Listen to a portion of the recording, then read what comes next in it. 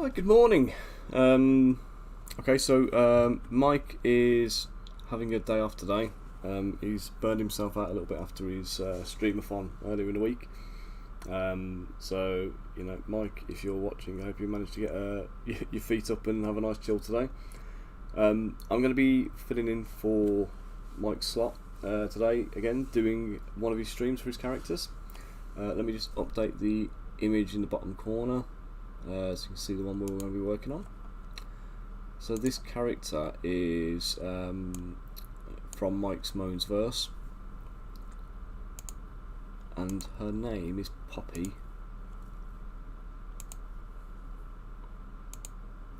Poppy the Halfling. So she's kind of like a mobile tavern owner. So I'm going to be working on the actual Halfling character today. Size that and scale it. So we've got the pig, Strawberry the pig, who's just the cutest thing ever, and Poppy the halfling, and also the caravan. So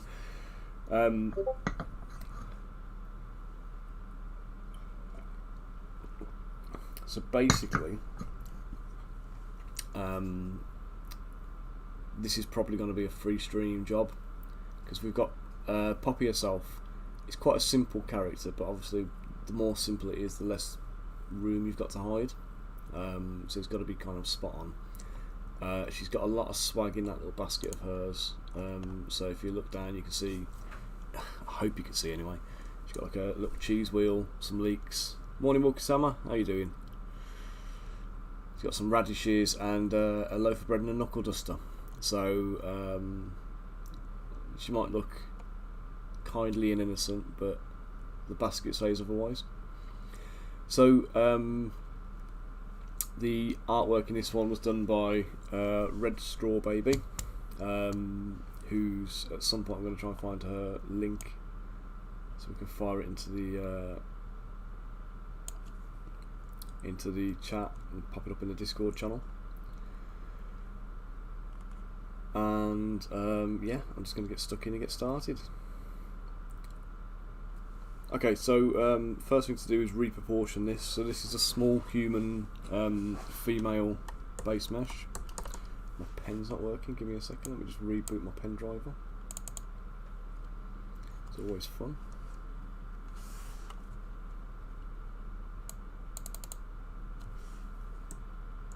There we go, now it's working. Okay, so first thing I'm going to do, like I say, is rescale and reproportion the base mesh for a halfling character. Okay, so arms probably a little on the long side. The arms are probably alright actually, to be fair. I'll make the hands a little larger. They'll be a little bit thicker and chunkier as well. But I'll work on the actual shape and the bulk and everything else. So the head is the main area where we're going to have some differences. So first off, let's get the pointy ears in.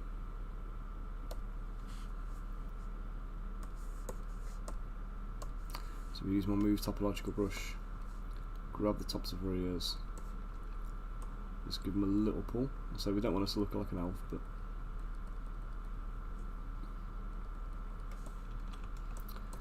okay, next thing is these ears, we're going to have to come further apart because that face has got to be widened out.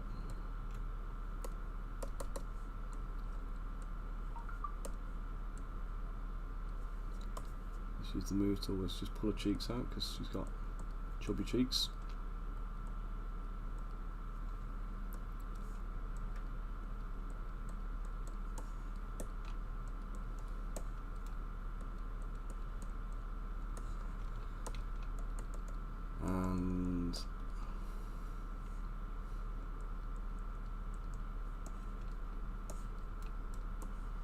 I think that'll do it. In a minute I am going to subdivide this massively and sort it out, but I just need to reduce the abdomen size first because that's obviously too tall for this little halfling. Rib cage I'm going to just move up as well.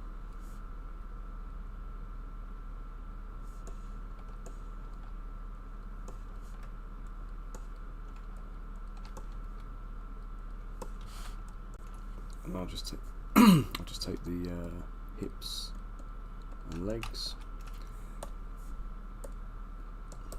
and just lift them as well. That's looking a little bit more in proportion torso wise now. The legs are obviously far too long still.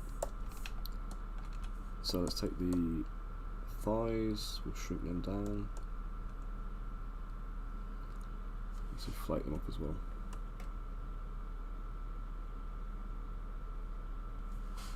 Because Mike's brief for this lovely little lady is that she's kind of Mrs. Doubtfire-esque. If you've never seen Mrs. Doubtfire, shame on you. I suggest you get it and watch it because it's a very good family movie. Let's bring the abdomen down.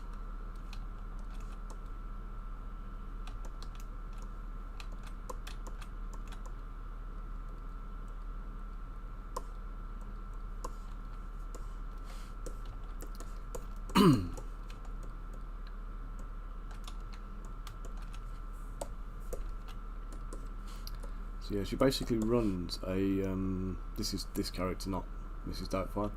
She runs a little like travelling adventurous camp.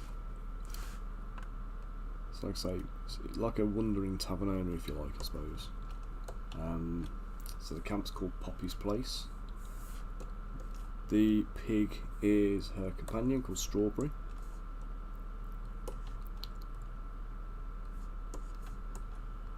And also she has a little caravan cart, so because she's halfling, I was going to make her feet a bit bigger.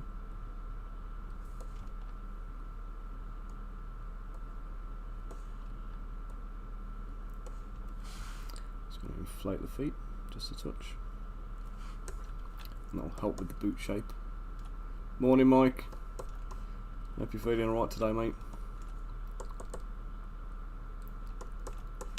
It was a bit of an epic marathon you ran the other day. I still can't believe you came on the next day. Streaming from 10 till 5:30 AM and then jumping back on for another stream at 11. You're a machine, mate. I don't think I'll be able to do that.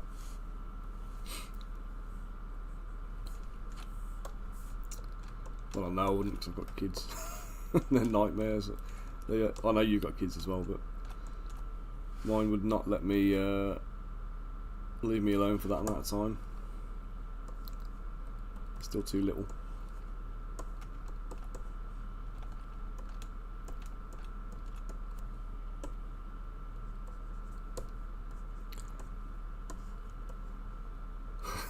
I'll bet you are.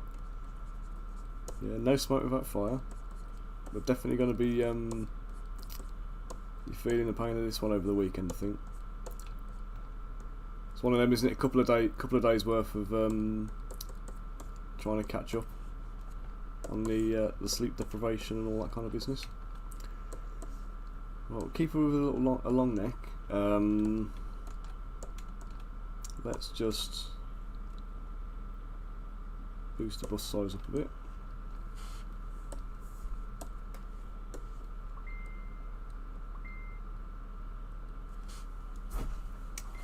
Mute my phone. It's just pinging out everywhere.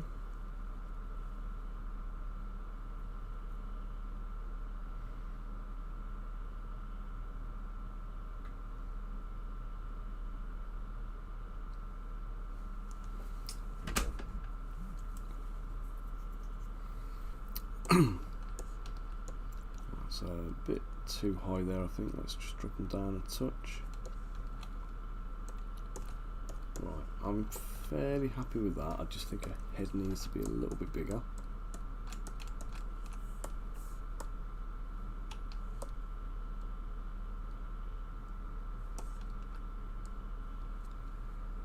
And then we'll just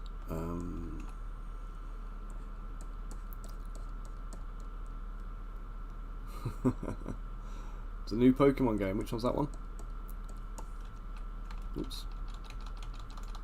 that the is it Scarlet or something like that, or?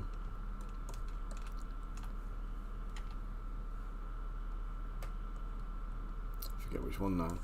I was playing Arceus with my little one recently, but he's managed to finish the game now, which is no mean feat either, actually, to be fair, because it's a beast of a game.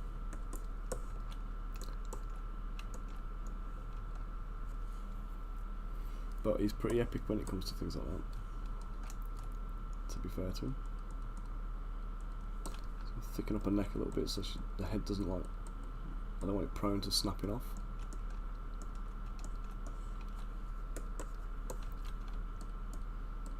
Okay, let's just work on the hands a second.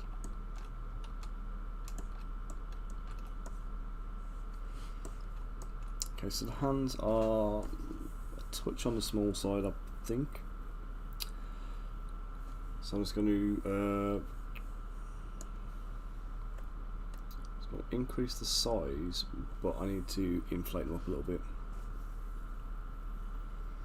Yeah, I think Jacob's got. I think he's got Scarlet. He's got one of the newer ones.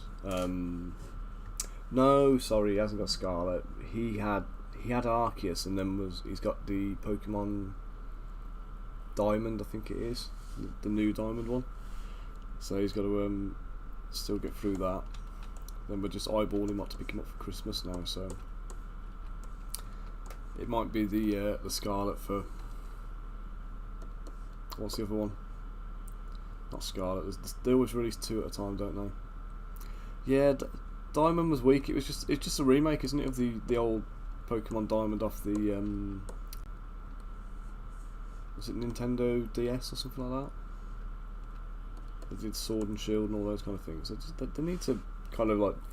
I mean, Arceus kind of like moved the bar in a massive way, and I don't feel I've quite lived up to that.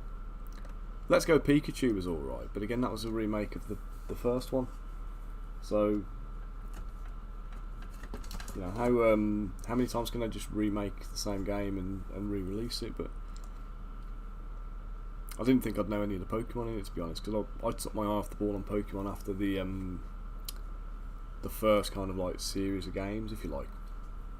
So I knew all the original ones that were in the original TV series, but then everything beyond that was kind of like new to me. And of course, like being new to Pokemon himself, he was just asking me all these questions like, I don't know, I don't know the answers.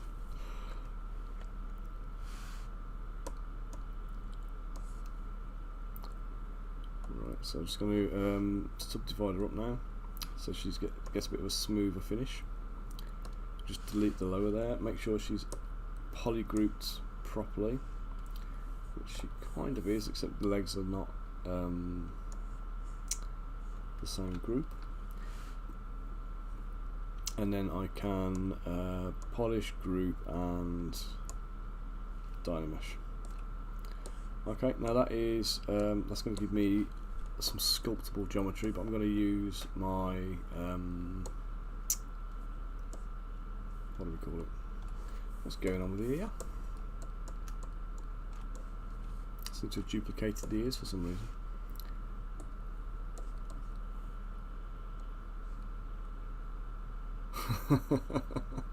See, the new one sounds more promising then. Have fun with it, mate. We were playing through Legend of Zelda Breath of the Wild again last night, because the second one is due out, I think, March time, and he absolutely loves it. He's a massive fan of the game, and basically we'd played through the original game but never got him the DLC. So I picked him up the DLC for it, but we'd stupidly, reading the guide on the DLC, you have to activate it kind of like 3/4 of the way through the game before you go in and fight the last boss. And we don't have a save file from that point in the game at all. So we've had no choice but to start the game from scratch, play through it all, right from the beginning again. Which, to be fair, it's not a bad thing. It's a great game. So okay, so anatomy in. Let's do a face first. Let's get some sculpting going on in the face. So first thing we need to do is pop a nose in.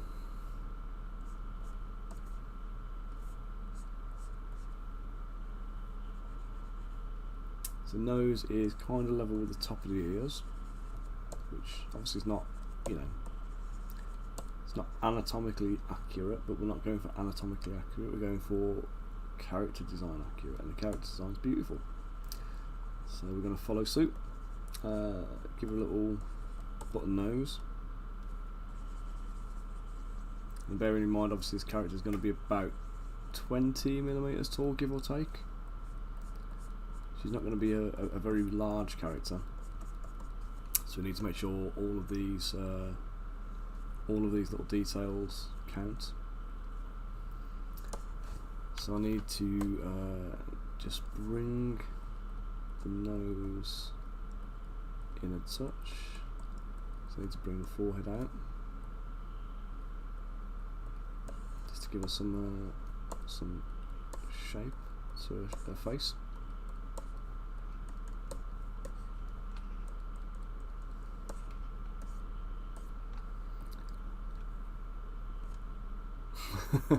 Yeah, we had the same thing. Like it was like the fact that Jacob kind of is into all the same kind of games I like is a huge bonus, and like I say, we get on really well with it. He loves playing all the games I used to play when I was a kid as well. So we've played through like Secret of Mana. Is it Trials of Mana, the sequel to it they did? The Final Fantasy games. He's been playing through Final Fantasy 12, I think it is. Is it 12? Yeah. So basically all the games I loved as a kid, I've introduced him to, and he's kind of getting well into them as well. So he's played the old Zelda games as well, Link's Awakening and Link to the Past and all that kind of stuff. He's got yeah, he's just into everything I was always into, which is always promising. And then obviously he's getting into his D&D, and he's loving all of that kind of business. I don't know if did I ever show you his beholder he made? He did a wonderful little sculpt. We were on lockdown having to Teenage Mutant Ninja Turtles games. It's a blast from the past. I remember them on the Super Nintendo. Yeah, let me just pull up his beholder on screen a second. I'll show you what he did. So basically, he made this completely on his own. So we were in lockdown, and he was doing home learning, and he was basically sitting on the desk right behind me here. So while I was sculpting during the daytimes, he was doing his lessons, and I was keeping an eye on him. And then when he wasn't working and doing his lessons, he was kind of sitting watching me. And he started showing interest in wanting to do it, and he was using my Wacom tablet for his home learning kind of streams. So I set it all up for him, and I put ZBrush on, showed him a few things, and he literally just sat down and just made this. But I've got to try and find where I put the render of it now.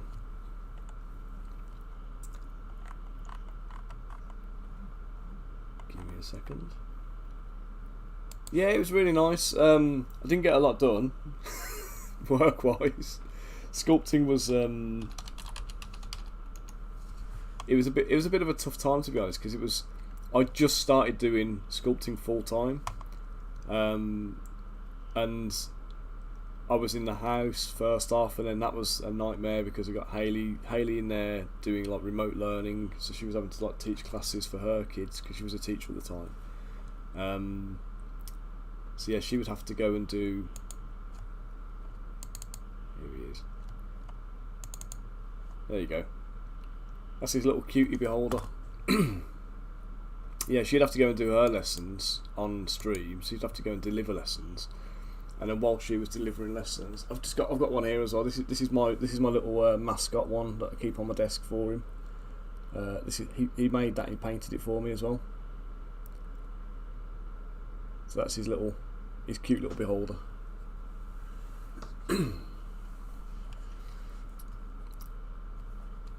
So yeah, if anybody wants to get a little beholder, I'll fire the link into the chat. later on. But the what do you call it? I have promised him as well that basically any time I ever sell one of those, the money goes into his hobby fund. So if you buy a beholder, if you buy one of Jacob's beholders, you're sponsoring a future artist and giving him the get up to have another go and do another one. So he wants to do like a goblin next, or some goblins and an owl bear, I think. So he's setting his bar higher this time. He's making a challenge for himself. But yeah, if you go to my there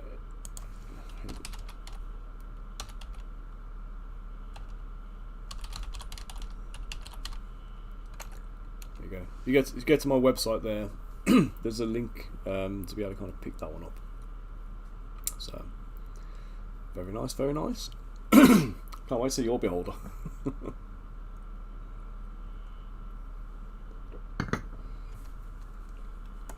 Is it going to be a cute beholder, or is it going to be a are you moving away from cute when you move away from the kind of player characters?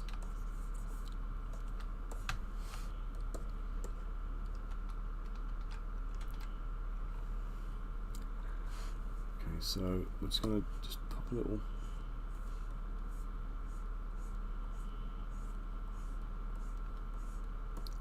I'll say she's got a very soft face. Think if Bowie was a flamboyant pimp. God, more flamboyant than the Goblin King.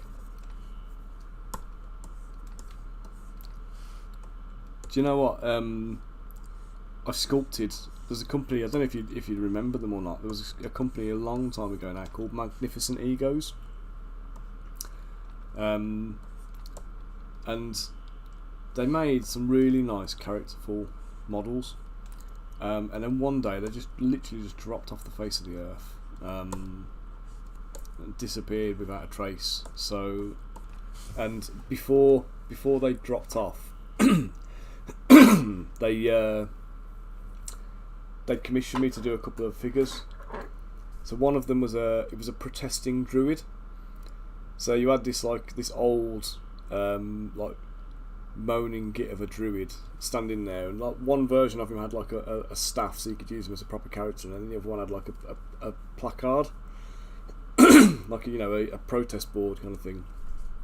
And he had squirrels running into his clothes, and he just had animals pouring out of all his robes everywhere. And that was quite an enjoyable one to sculpt. And the other one they had me do, it was a goblin pimp called Scratch and Sniff, and he had a cane with the rubber duck on the end. He had like the big pimp hat, the big pimp coat, massive great big platform shoes. And that was quite a good one to do as well. But this was back in the days when I was sculpting in green stuff as well, so this was pre-digital. This is going back 15, 20 years maybe. So I did find a picture of the goblin pimp somewhere, not too long ago. I'll have to dig it out again. I lost the hard drive. I say I lost it; it just died. I lost the hard drive that had all my old archive sculpt pictures on, because obviously I didn't have copies of all the stuff I made like for commissions previously. Can't remember who they were all for. So yeah, so it was one of those where there's a whole load of my old stuff which,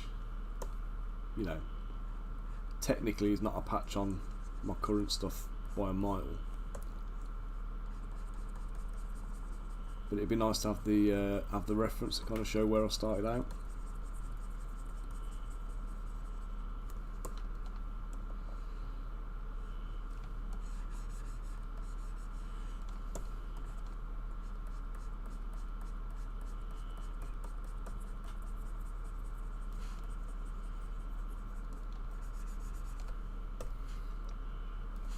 I'm just going to be just trying to get some shape to the face right here. Now it looks like she's got a more pronounced upper lip than a bottom lip, so I'm just going to mask off a bit here and just drag it out and just reshape.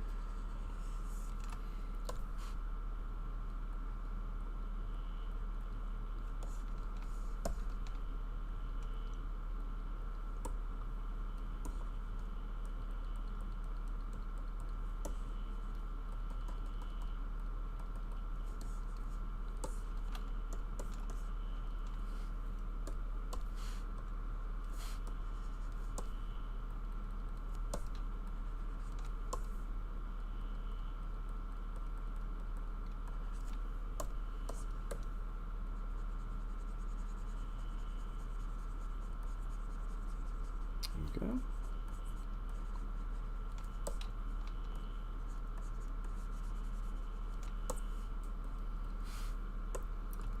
Quite like the little upturn on the corner of the mouth. I was going to straighten it out and correct it, but actually it works quite well for the pose, for the facial expression.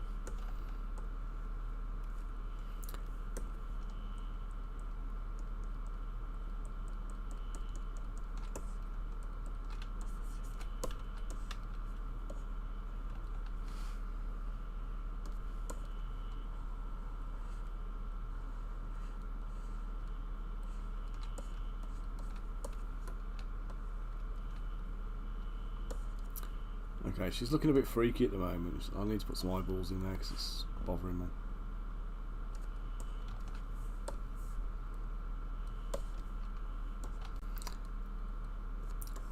Do you know, there's definitely a little bit of... what does it remind me of now? Is it the Riddlers? The sculpt at the moment kind of reminds me of the Riddlers. Is it Mossop and Dossop and Tiddler, the... show my age. God, how long ago was that?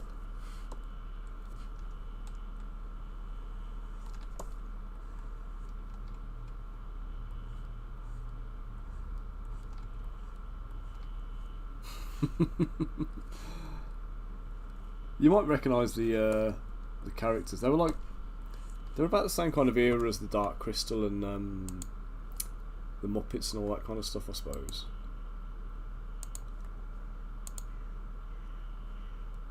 Where's it gone?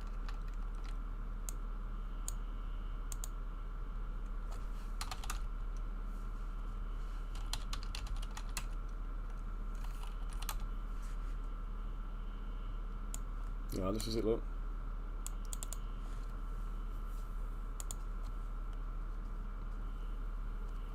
Do you remember them now?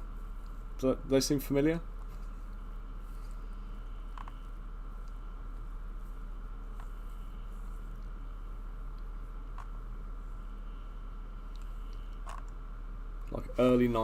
Late 80s, early 90s, is it? Or 95, there you go. 89 to 98, so it went on for a while, but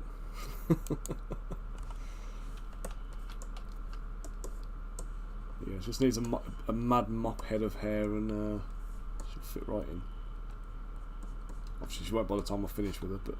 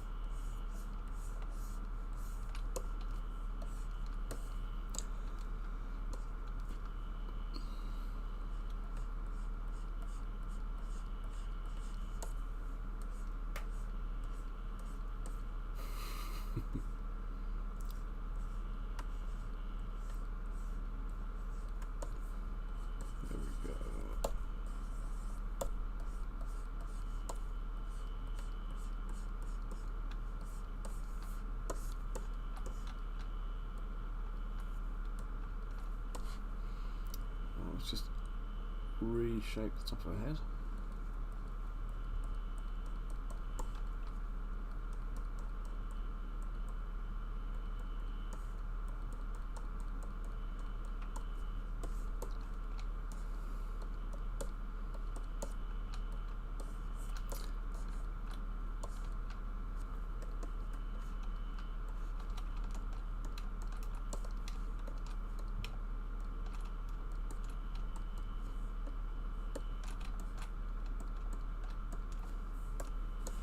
I'm going to make her ears a little bit bigger.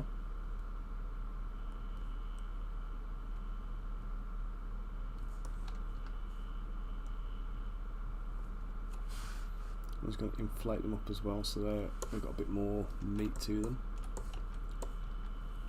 Because basically, if I don't inflate the ears, then what's going to end up happening is they're going to end up just too thin. And as I sculpt on them, it's going to go through to the other side, and yeah, it's going to look rubbish and cause problems. Right, bottom eyelid. Let's sort this out.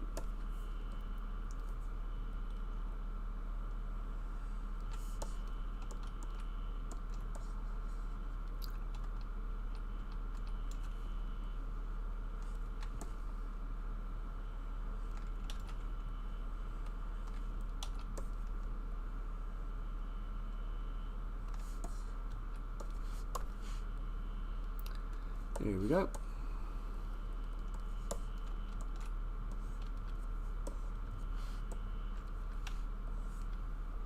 Okay, so it's going to just cut the bottom.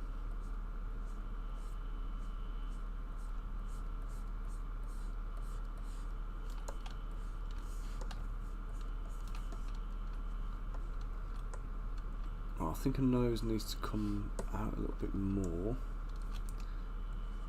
Just here, so let's just mask that off so I can just protect everything else.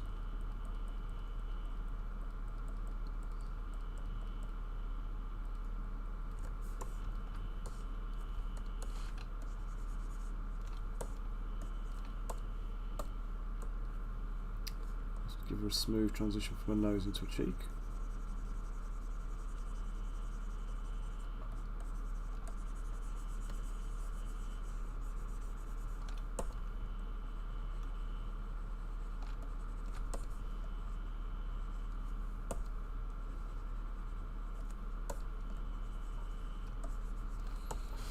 How's she looking for you at the moment, Mike? Definitely needs rounder cheeks.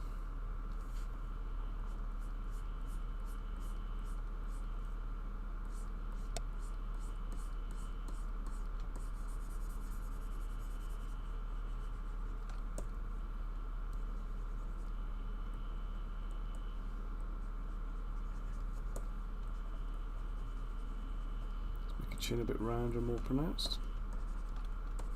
Good stuff, mate, good stuff.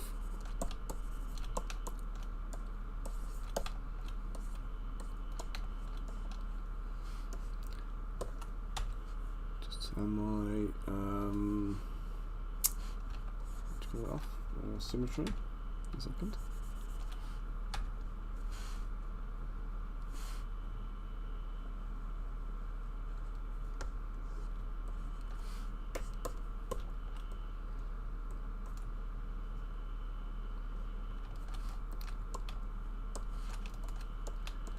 Larger eyeballs just a bit because I think the eye sockets can now take it.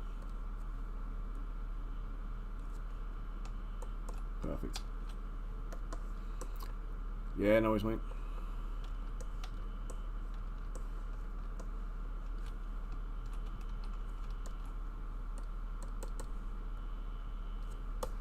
Let's drop the eyeballs back a touch just so there's that visible ridge and definition in there. Right, ears.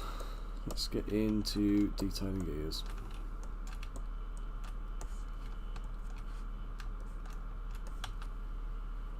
Okay, so for ears on a character like this, nice and simple, nothing overcomplicated. I'm just going to carve in there, in like a, basically just following the top of the ear, and then we're going to bring it in here. Bring it down so it smooths out. I'm going to take it in here now, even deeper, so there's a visible raised ridge in there. And this will pick up the tiniest bit of ink. This isn't going to be like, you know, something you're going to spend a lot of time painting gradients or anything on. But and then once again here, just one final last deeper, like, deeper run. So you have this like 3-step kind of approach, and then at the bottom here we're just going to do the top of the lobe, and then here we'll just do this little bit. I don't know what you call it, but whatever it is. We'll pop that in, and then just around the ridge of the ear, it's going to run a line at the top there. Okay, so that is her ears sculpted. Nice and quick, no messing. And then she's got these two cute little earrings, so I'm just going to, we're going to pop, I'm going to do one as a pair for the pumpkins, or the apples, or whatever the bottom ones are. And then the top one, I'm just going to do the leaf on the one ear. So let's just do the little pumpkin earring thing.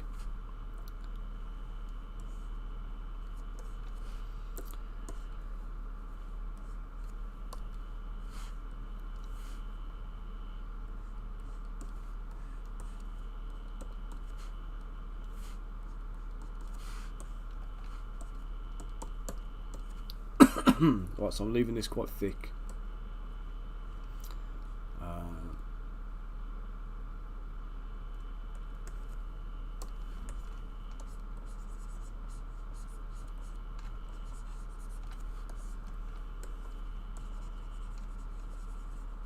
And again, it's only because the size the model is going to be, it's going to need to be a little bit chunkier to just deal with it. So I'm going to say it's an apple rather than a pumpkin.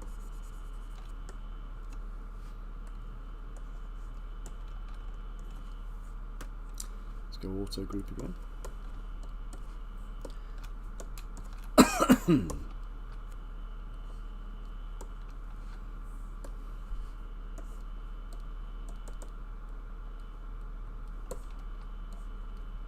It's a bit too big still, so I'm just going to move it back.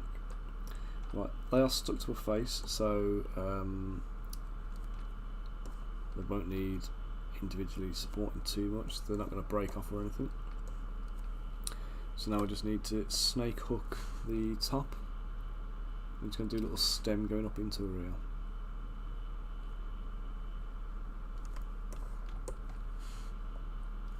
Although if it went up forwards to the front, that would be more useful, wouldn't it?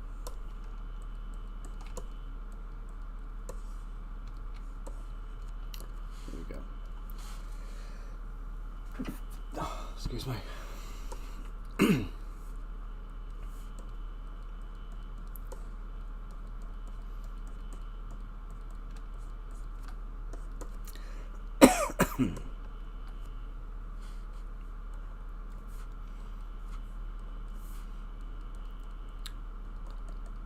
I'll do a little bit of nudging and manoeuvring just to make this look a little bit better.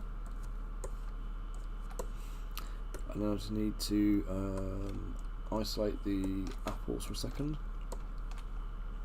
I just want to mask the back of these stems and just drag them back into the face. There we go. So there's no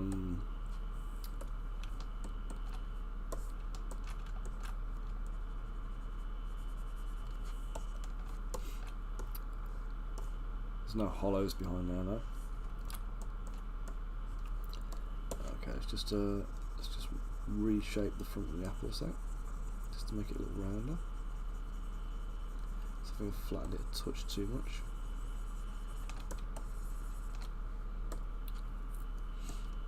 Okay, I'm just going to put a little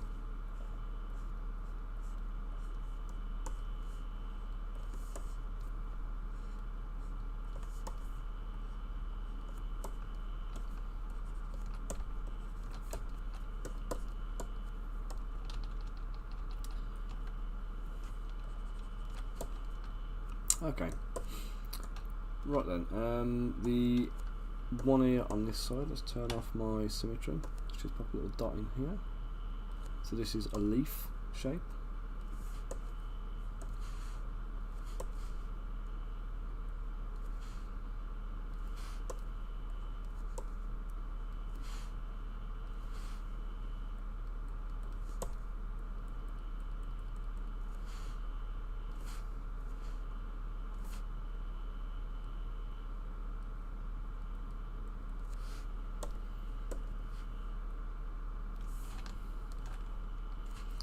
There we go, and again, tiniest bit of detail on this because it's not going to show otherwise.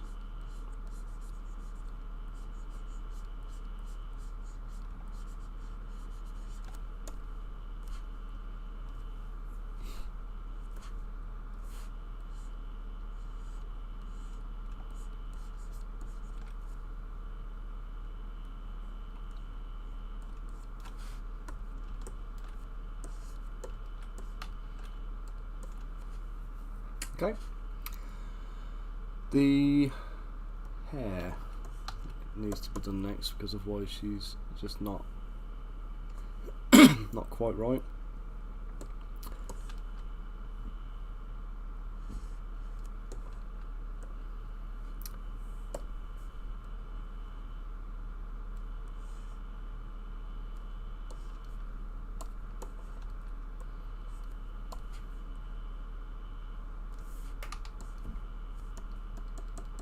So this will just be a case of position it, bring it round.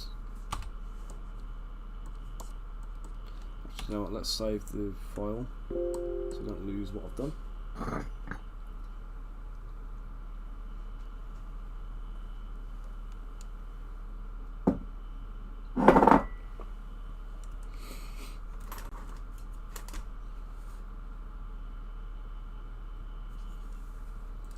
I'll just message the wife back a second. She's just asking about. We've still got Willow off sick from school today, so she's looking after her in the house, having to play Barbies with her, trying to get her to have a nice chilled quiet morning, and resting with a bit of television or a film or something like that is just not happening.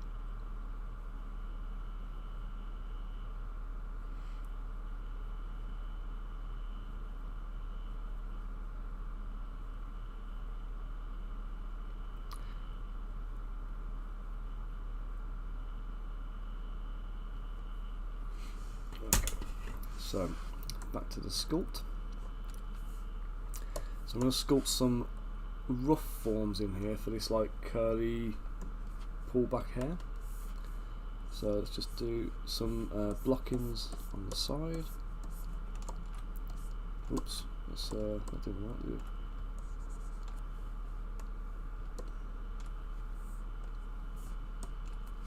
I don't know, let me split the body off. That way I can leave it in and it's not going to lag my sculpt. When you're sculpting with dynamic tessellation, it uses a lot more memory, so the brush becomes laggy and unresponsive if the file size gets too big. And I don't know if you can see just at the top here, I've got like a file size, which is number of points. So what is it now? So it's 32,851 on the hair at the moment, and every time I do a new stroke, it's going up. So that one stroke just put it up to 36,000. So it'll just keep growing and growing and growing to a point anyway.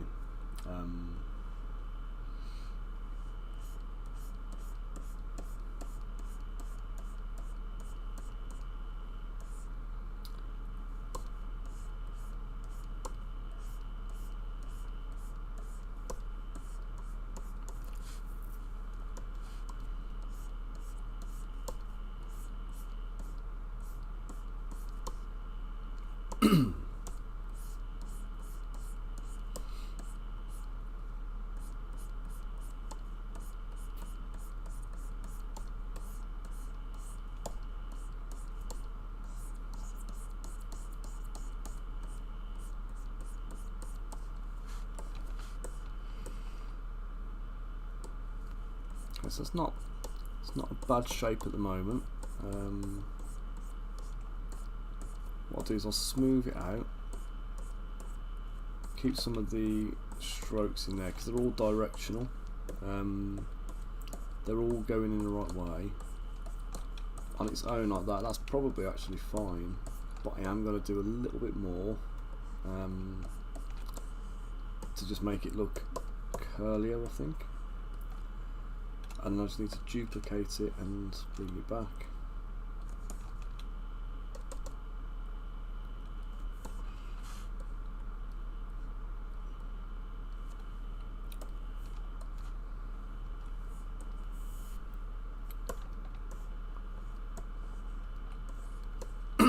Okay, so here then, let's just bring this round, finish off a bit more of the bits that were not touched the first time around.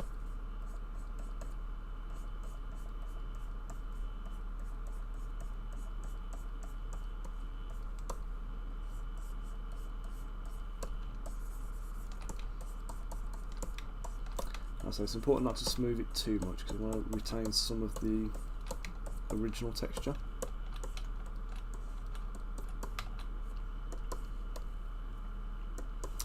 I'm going to snake up the front.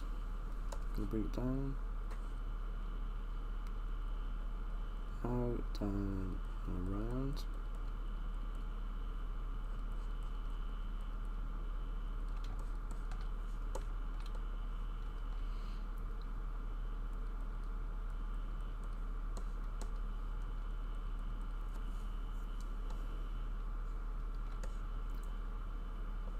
Right, now the hair at the back also needs to come down more.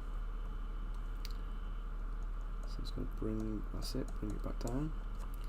And then all along the back we're going to have these like little curls at the bottom.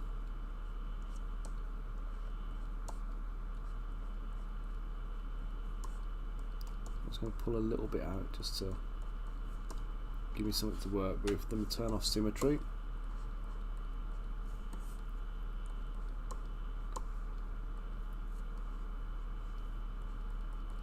Do some shaping, and I'll get with some strokes.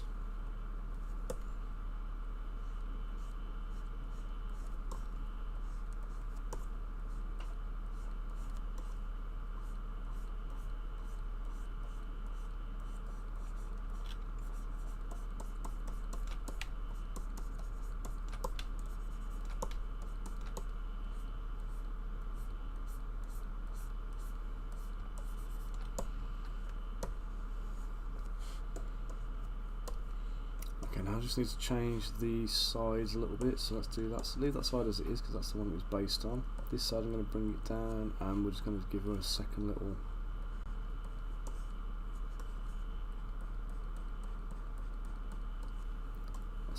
curl.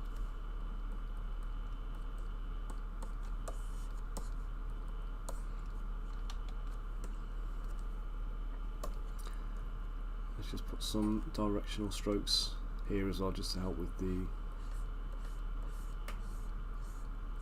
selling it. Okay.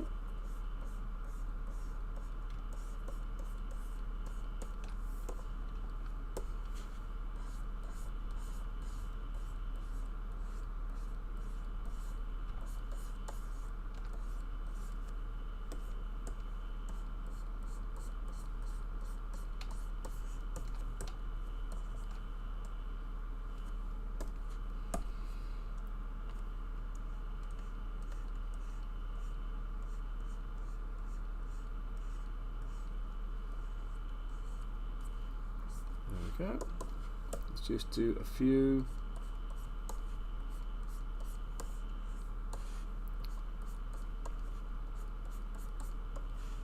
Where's mine?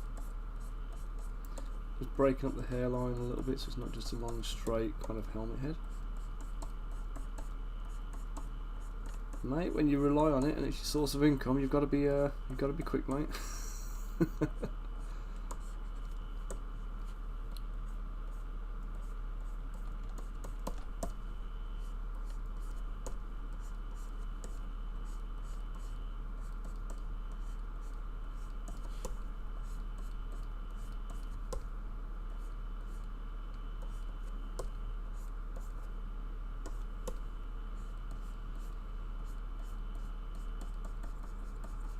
So that's what, 12,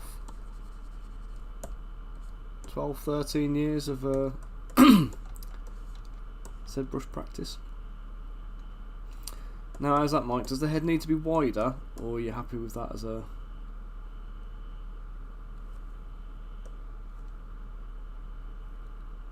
Do you know what? The face needs to be wider, doesn't it?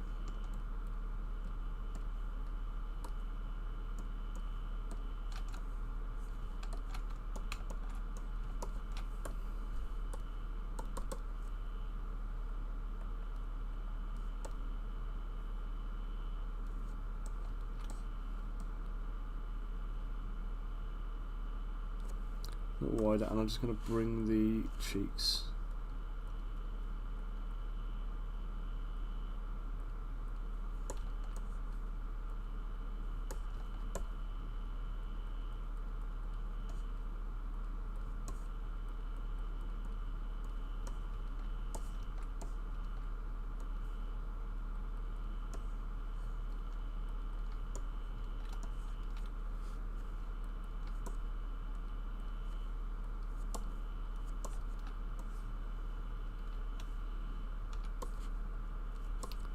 just widen the hair out as well because it needs to be.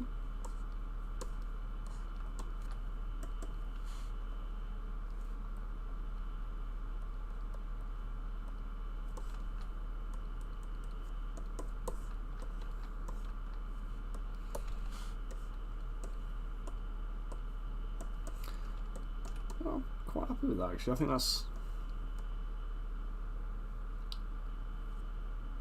fairly close to the artwork.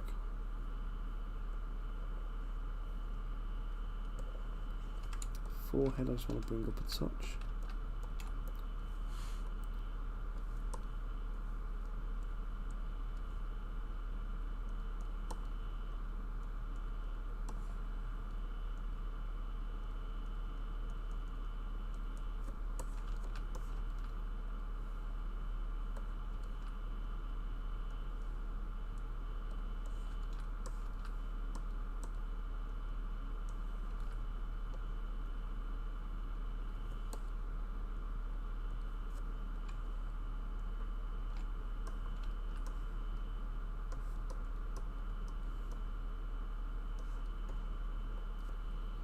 Wolfhammer Gaming, how are you doing?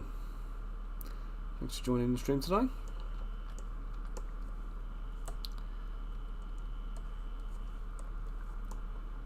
Okay,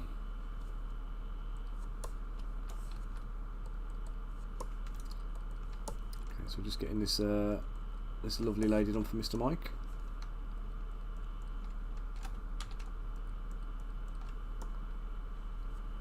I'm good, thank you. It's Friday morning. The sun's shining outside and it's not raining for a change, so that's a bonus. And what's not to feel good about when the weather's nice, huh?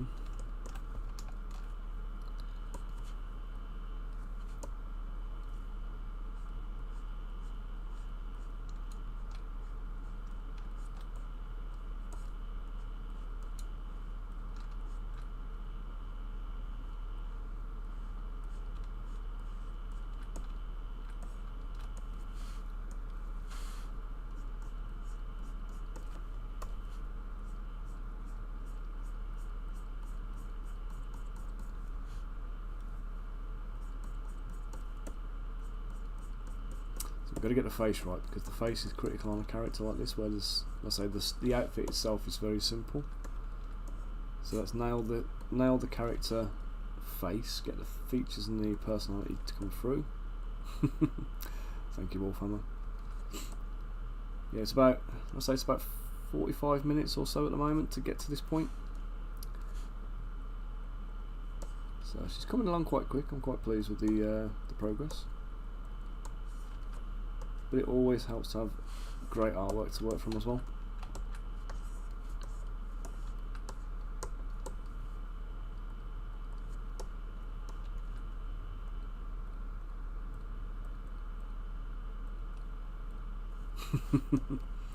Dude, when I first started sculpting digitally back in 2010 or thereabouts, it would have taken me a week or more to sculpt a full model, just one single model. And just over the years, you just kind of like have to try and figure out where to spend your time effectively, and you figure out good ways of doing stuff as well. Do you know what I mean? So, I'd have been cack-handed and all over the place with it back when I first started out. So it's one of them. It's practice, isn't it?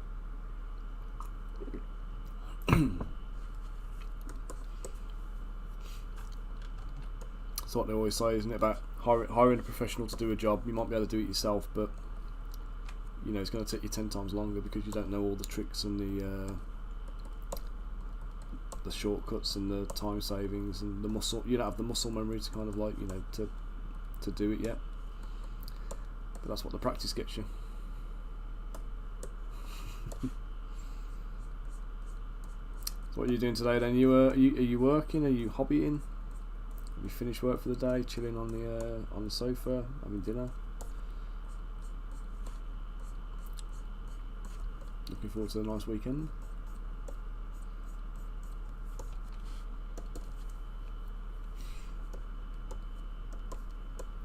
Do you know, she reminds me of a a little halfling version of Daenerys Targaryen at the moment.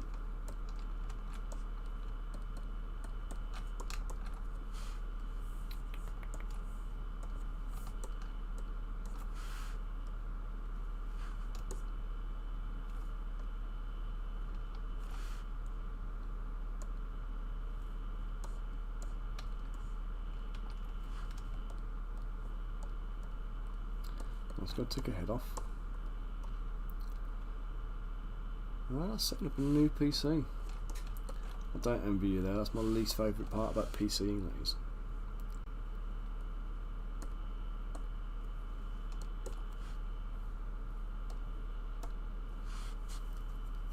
So what are you going to be streaming then?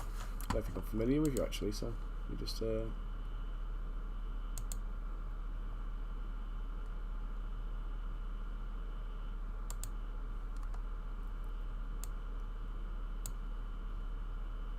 you a quick follow. Oh no, I do follow you. Totally wrong.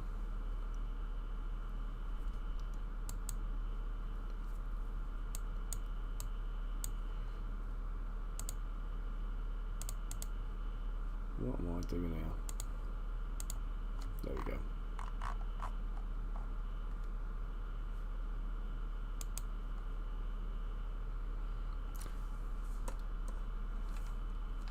Yeah, so it's always hard, isn't it, when you're I mean, do you do your streaming full time, or is that is that like a sideline for you? I don't know, for me, it's the streaming is kind of a secondary thing, but I do find I'm quite productive when I'm on stream sculpting, so I enjoy doing it. Like yesterday, I did a whole figure from scratch, and it was 4.5 hours, and I'd managed to get it exported, print ready, and supported, ready to go on a printer. That was just 4.5 hours from the from start to the end on that one. And I think if I'd have done that off stream, I'd have been probably about 7 or 8 hours. But it is always you've got all the other demands, haven't you? Like your admin and accounts and all that horrible, nasty stuff that you've got to get through. Which reminds me, I need to get my accounts finalised for the year actually.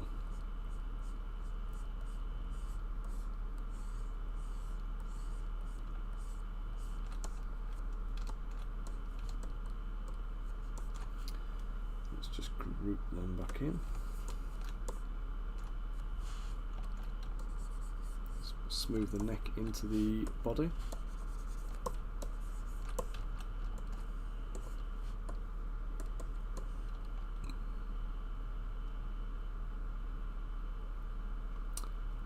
Oh, fair play to you.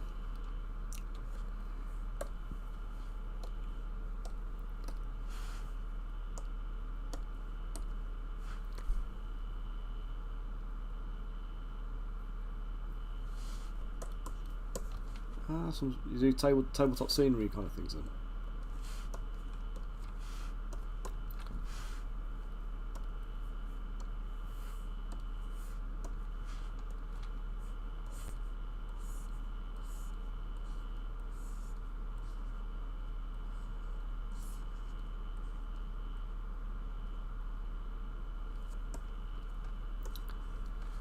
Let's get a little colour in.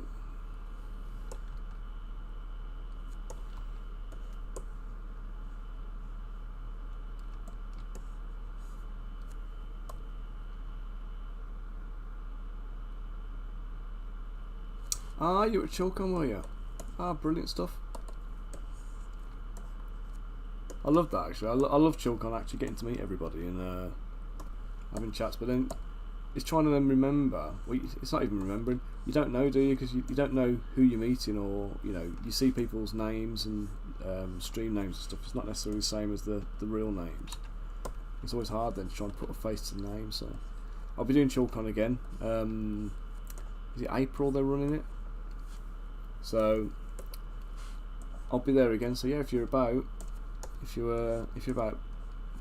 let's put a face to the handle.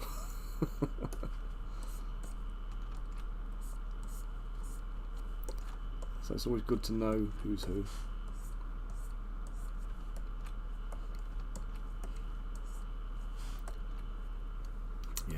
Are you going to be going to UK Games Expo this coming year, or is that a bit out of the way for you?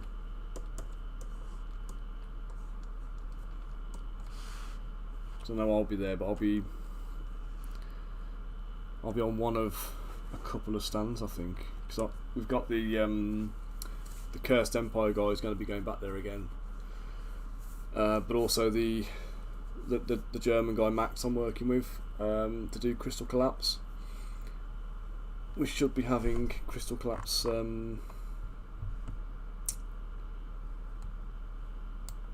on a second, I'm getting messed up here now.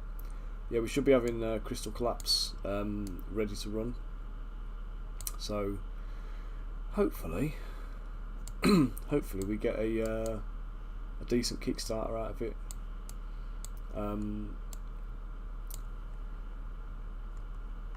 Yeah, Mike, absolutely. You're having your the Moansverse meet up there. Well, cult of creativity, isn't it? So yeah, so I'll have to kind of like try and find you out for that one.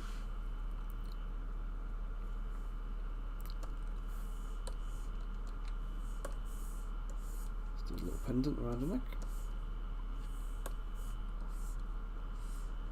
So I'm just going to take a cylinder, I'm going to flatten it out, rotate it round, pop it up, position it.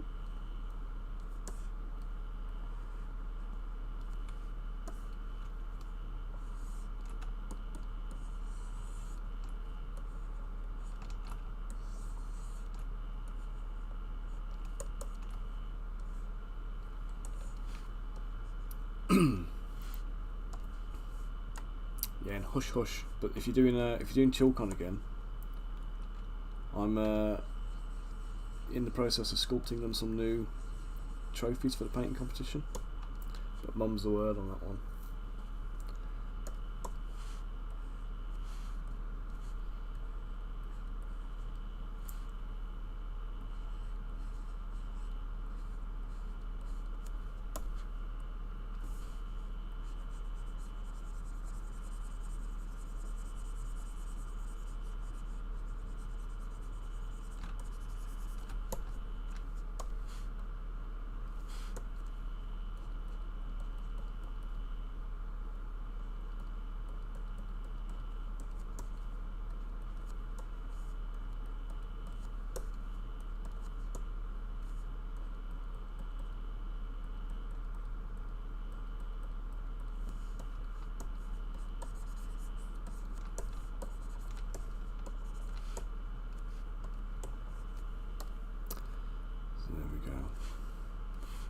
That bit in. Just bulk it up at the back there so it's got something to go back into. We don't want supported bits hanging around there like that. Just make sure these pull all the way back.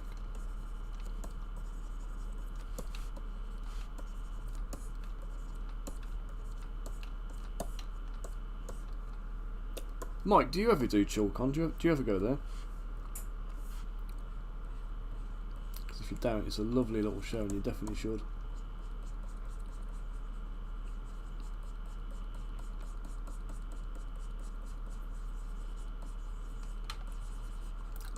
And it's up your neck of the woods. Well, I say it's up your neck of the woods. It's Sheffield, so it's not too far away from you. But I know a lot of the shows are down in the south, aren't they? So, or in the Midlands.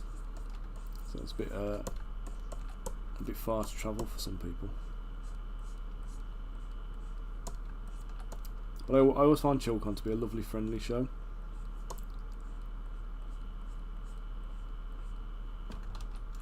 I've done it a couple of times now, but.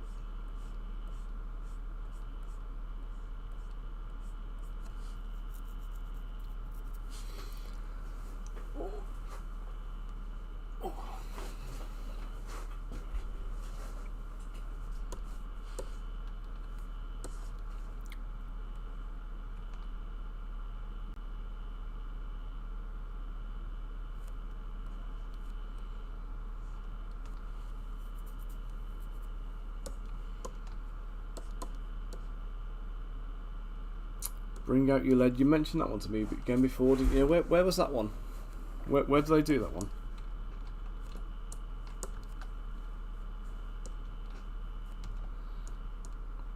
just going to reposition her arms a second so I can T-pose her out of the way so I can sculpt her outfit a little bit better.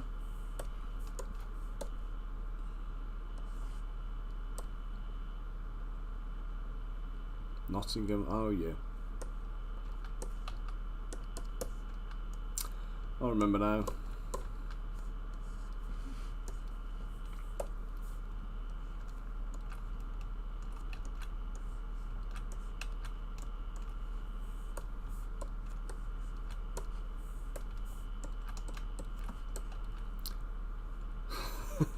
I'll Google it afterwards. I'll have a look into it.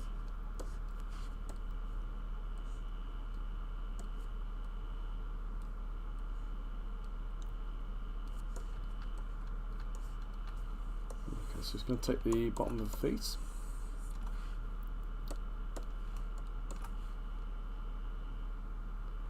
Yeah, I do stuff for other people all the time. I mean, this sculpt here is for Mike. I'm sculpting stuff at the moment for guys at Footsore Miniatures.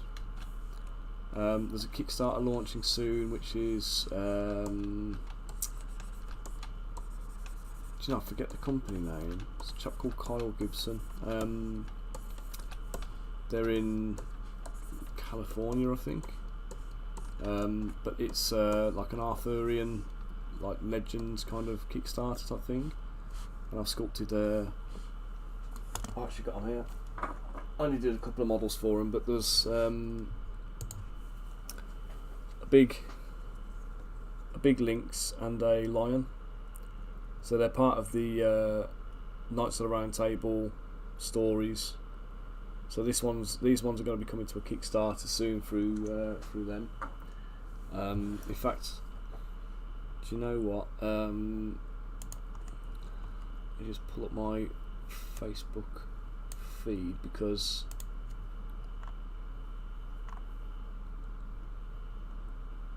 oh no, he sent me images, but not the.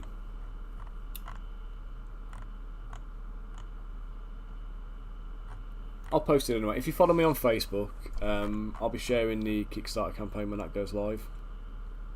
So, yeah, if you've got stuff coming up and you want anything doing for it, then by all means hit me up on that. We can have a chat about it. The stuff I did on stream yesterday, that was for Cursed Empire. So they're another third-party company. They make role-play games. Well, the role-play game is Cursed Empire. They do the role-play game. They do card games and various other kind of stuff. So I'd say probably at the moment I think I'm doing more commission work than I'm doing like Patreon things. So the Patreon's gone a little bit funny lately. The digital market, I don't know what's happening with it, but it's not what it was when I started out. Everything's gone a little bit. So it's a little bit more challenging to try and earn a living out of it. So yeah, I'll top it up with the commission pieces.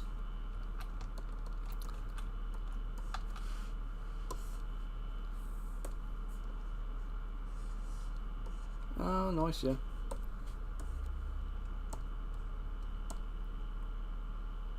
So I've sculpted quite a lot of zombies recently.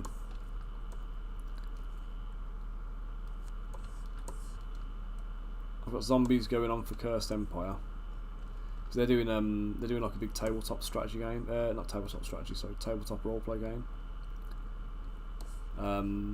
And the main bulk of the kind of the quest on that is going to be set in these like undead catacombs. So we've got some really nice kind of like dark gothic, dark fantasy zombies coming on that one. If you want more modern style ones like the like zombie side and stuff, that's totally doable.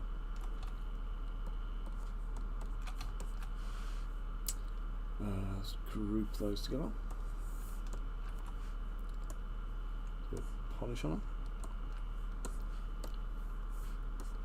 So to clean up the edges of the rims here. Yeah, mate, I know the pain there altogether. So I was doing I was doing an Adventurers Guild game. In fact, when I first launched my my business, it was called Liontown Miniatures, and then when I launched on Patreon, I did a rebrand and rebranded it as the Adventurers Guild. But actually, the Adventurers Guild logo I used and the branding and everything else was intended for a game, not as a rebrand kind of exercise. It just kind of fitted the bill for the Patreon as I was doing it at the time, because I was releasing like mostly hero characters.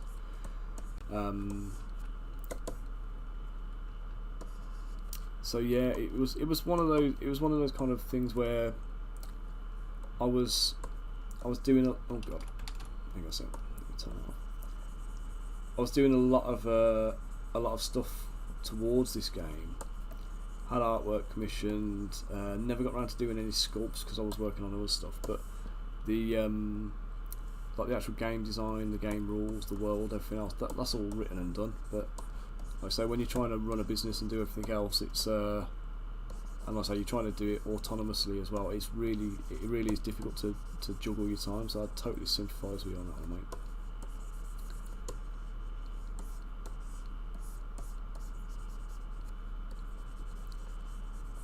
Mike, have you got plans to do a Moansverse game with these characters, or are you just doing them as like say part of a D&D kind of like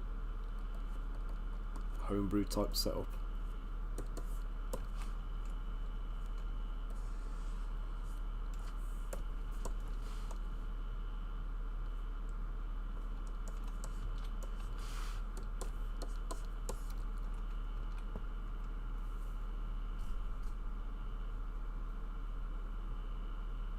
Oh yeah, Hero Forge isn't too bad.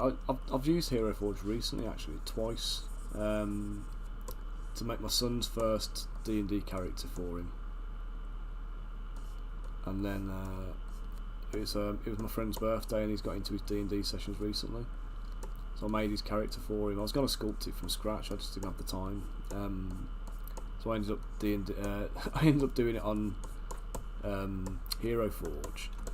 And then the bugger went and died, like literally the session after I handed him the thing. His character got killed off.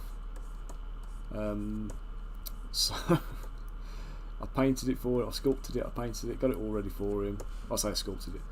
I designed it on the Hero Forge, printed the model, painted the model, and then he died. That's start a new character. This is just typical, isn't it?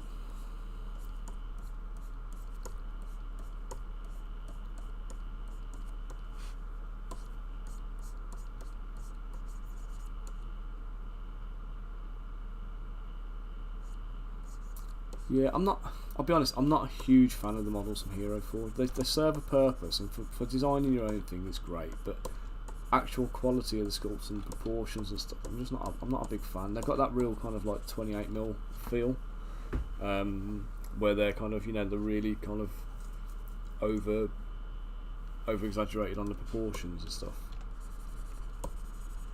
And it's a definite style. And then some of the clothing items, they just clip terribly on the in the posing, so they just end up going straight through themselves.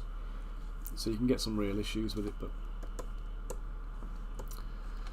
okay, so we've got our boots in. Our bootsies is done. I'm not going to bother doing any tops to the boots because I can't see them, they're below a skirt. So I'm going to append the cylinder now. Turn this into a skirt.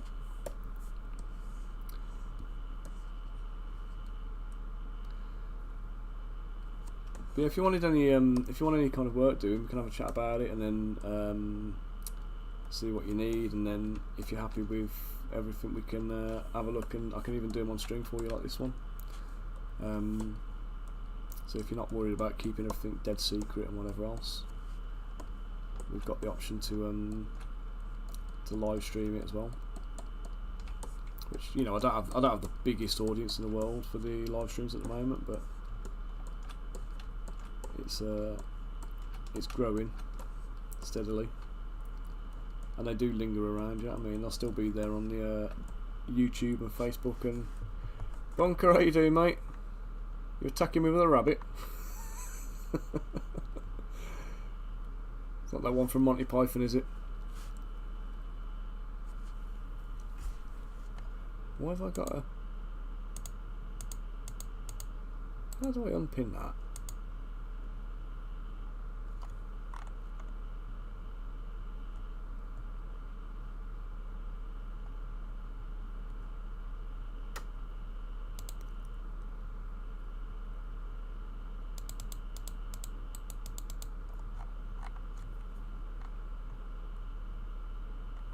That's it, let's try post pinning.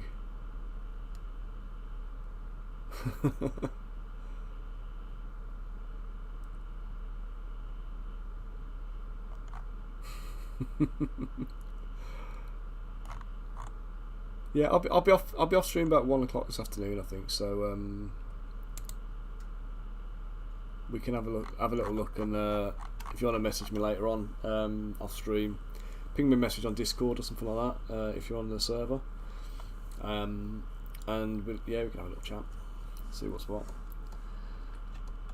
Right, let's get this lovely lady a skirt made. Oh, I haven't set up any of that stuff, mate. It's I'm crap with that. Give me a second, I'll pop the Discord link in.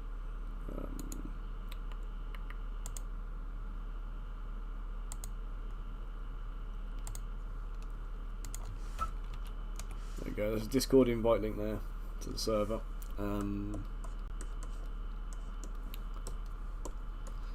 Okay, let's just pull this skirt into position. So we're going to go symmetry. I'm literally just going to mash this until it fits. So awesome, mate.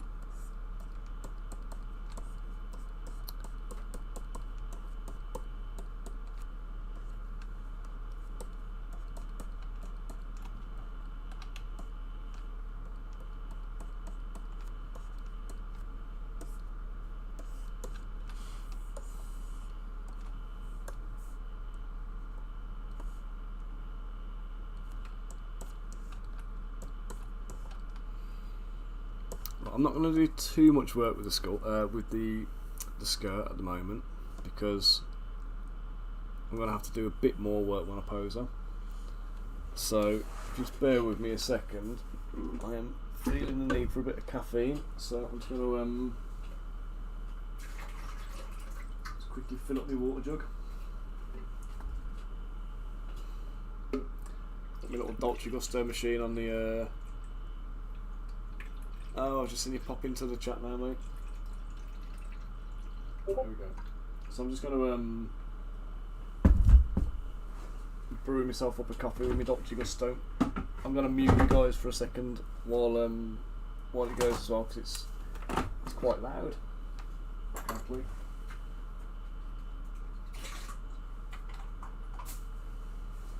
I don't want to deafen you all. Right, so I'm just going to start sculpting on the apron, and I will get this coffee brewed and then be back with you audio very, very shortly, okay? Give me a second, guys.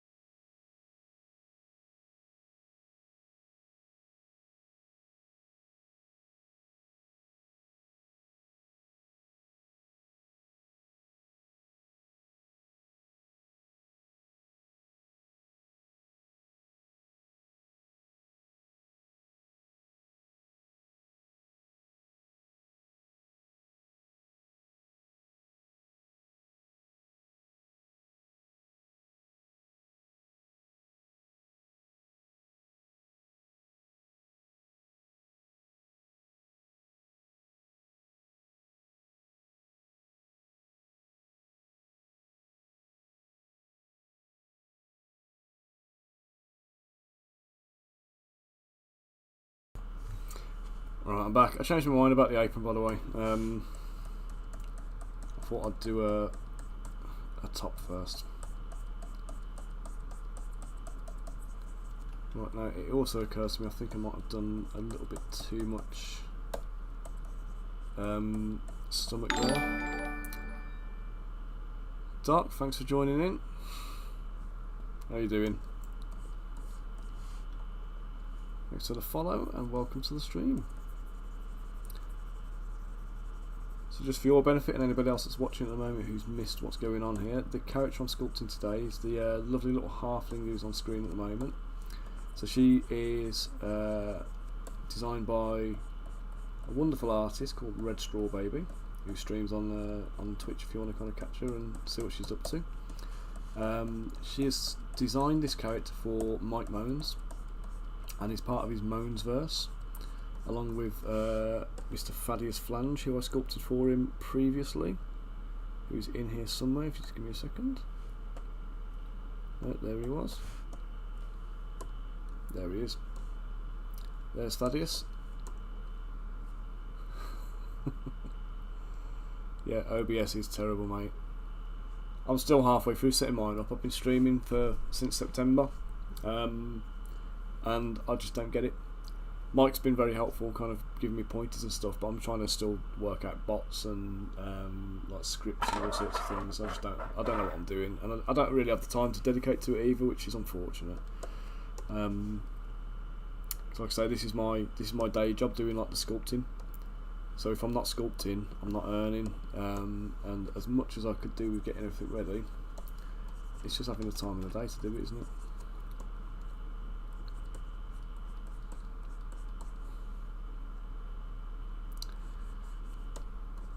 But yeah, I hope you managed to rest up a little bit, because I know it's always difficult when you've got to take a load off as well.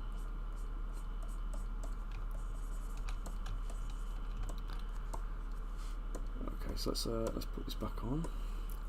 Just going to carve away the top here, because I don't need it.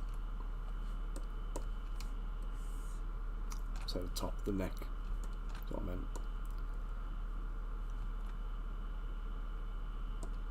Oh, Mike, you know what? I would massively appreciate any help on all of this kind of stuff, because it is one of those massive burden type tasks that is just a nose.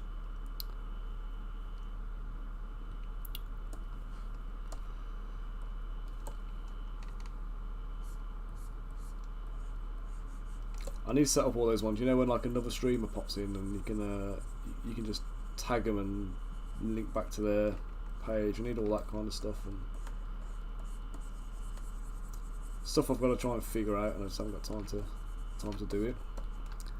I know I need to make time, but it's easier said than done sometimes, isn't it?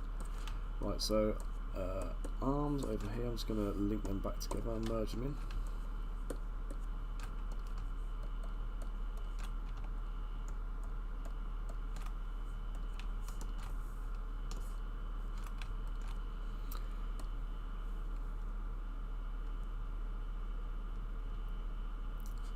Yeah, it can be a faff, can't it? And I don't know why does Twitch not just have all of this stuff like built in? Why does it all rely on like third parties? And you know, surely it'd be easy for them to just say, right, we've got all of this in hand, just go onto the platform and go.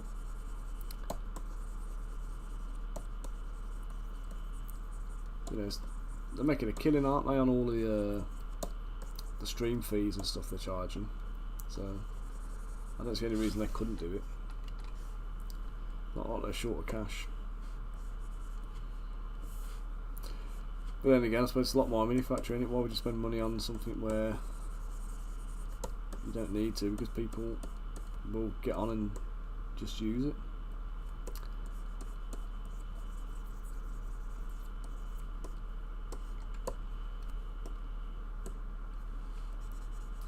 Do the big puffy shoulders on the dress.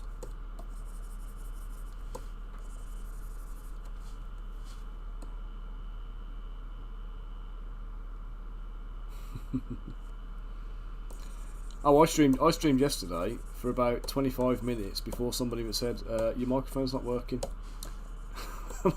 I'd been explaining what the sculpt was. I'd been talking my way through the stream, and then realised that I'd wasted my breath. I'd done a good chunk of the sculpting, explaining what I was doing, and you know, chatting away, and I didn't even have my microphone on.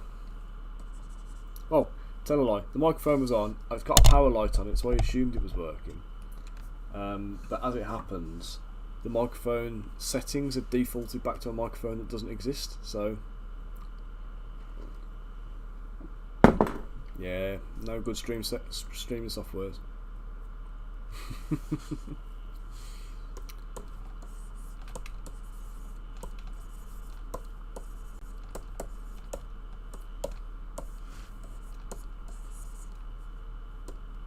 I mean, I can't even remember how I even got into doing this. I feel like somebody would have taught me into streaming, rather than it would be something that I autonomously decided to do. But I can't for the life of me remember.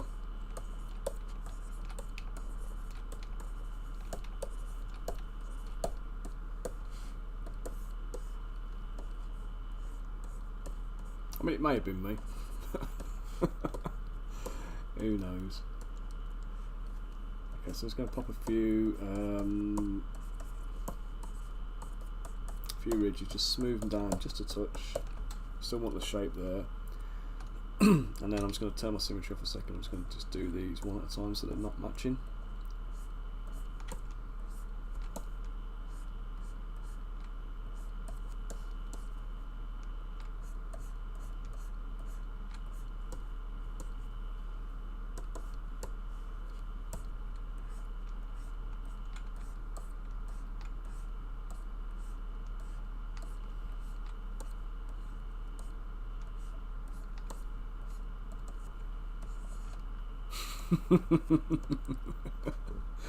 It is, isn't it?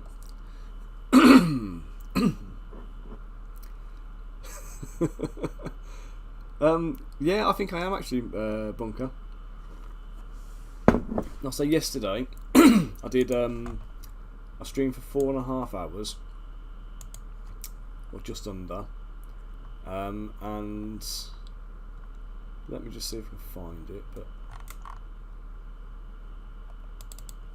I sculpted this guy literally from start to finish on a 4.5 hour stream. So this was a guy for the Cursed Empire game, and like I say, I literally did the whole thing start to finish, including supports, on a 4.5 hour stream. And I think if I was doing that off stream, it would probably taken me about 7 hours.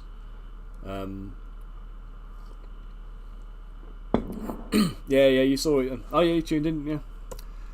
But yeah, I'll say it's definitely something where there's an opportunity to be more productive.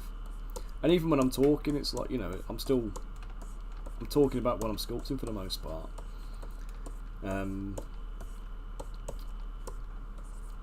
Or trying to educate the world on how unfit for purpose most 3D models are. So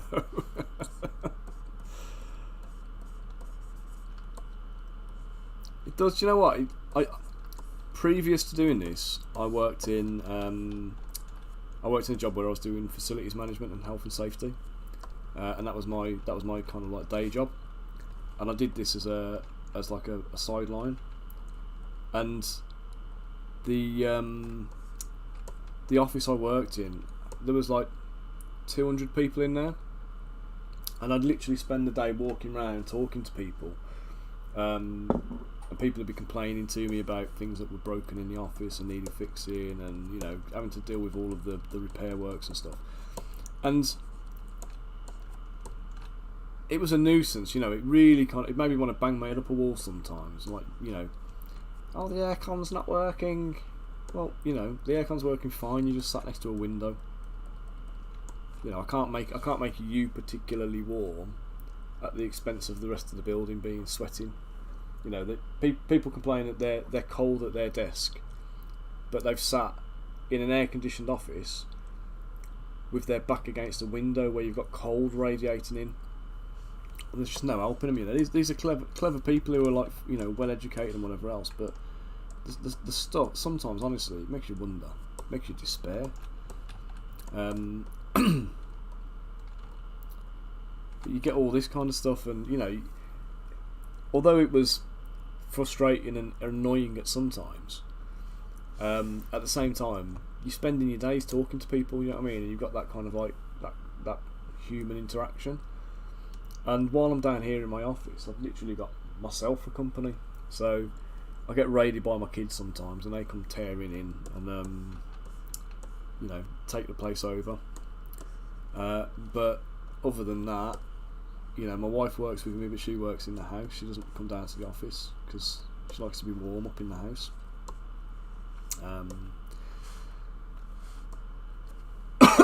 Yeah, clever exactly is not common sense, is it? So yeah, so I've got my wife. My wife works with me. She's in the house, but she's you know, I'll go and have lunch with her, and you know, make her a coffee down here and take it up to her sometimes, and we'll have a chat about stuff that she's working on, if she needs any help or steering and guidance. But she's got to a point where she's quite autonomous now, so I don't really need to give her that much instruction.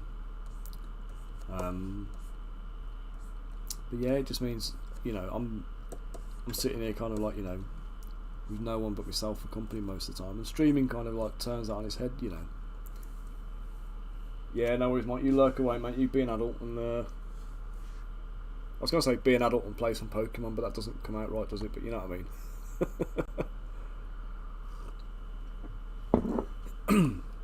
So yeah, so it's frustrating. People are just annoying sometimes, but you know, when you've got them around all the time, you kind of miss not having them there.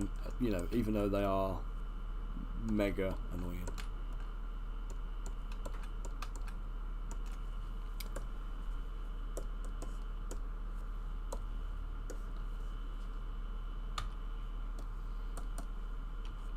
It's not even missing the people, is it? It's just the company and the day-to-day kind of interactions with people and all that kind of good stuff. But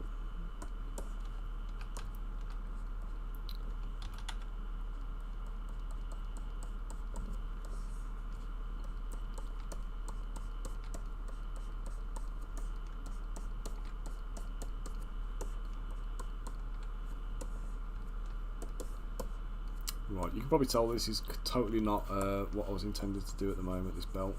I just needed to get it to the surface so I could work on it. So I just need to shape it now and scrub it down and polish it and...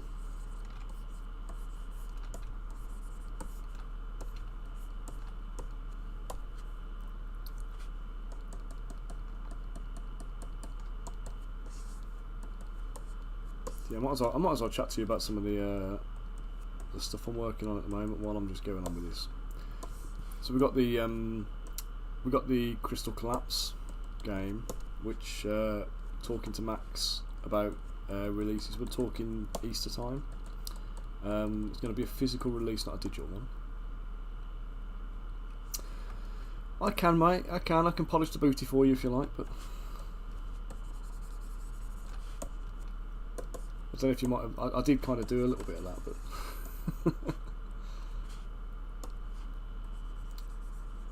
so yeah, so we've got Crystal Collapse going on. That's going to be happening Easter time. So it's a physical game, uses a combination of cards and D20s and D10s. So we're talking just standard poker cards as well, so nothing kind of like, you know, nothing bespoke. Although we've got some beautiful artwork being done for us for the game, so chances are we'll probably do a bespoke deck of cards, but it'll still be just, you know, King, Queen, Jack, Ace, etc. But it'll just have all of our own artwork on, just to make use of the assets.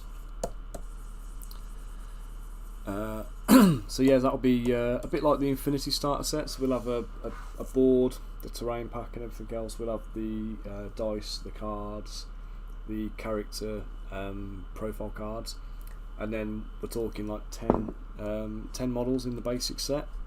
So again, if you look at a standard Infinity box game release, similar kind of principle to the way they do it. So we'll do the campaign with some terrain and game map kind of thing, the little campaign book and the 2 factions for that campaign, and then we'll also be including 2 limited edition models in each of the core game sets. So you won't be able to get those models outside of that core box. Then we'll have supporting terrain packs. We'll have we're going to be encouraging some DIY stuff. So we want to kind of give people the hobby steer to go out and do some crafting. So we'll have some instruction, some guidance there to kind of help people along. And then what else? Yeah, the initial game is PvP. So we'll have the 2 players on either side, duking it out for superiority. And then we're going to be releasing a PvE version a little bit later, which will obviously have like a hunters faction, monster hunters faction, and those guys will be more they'll be more like focused on the bad guy monster kind of creatures.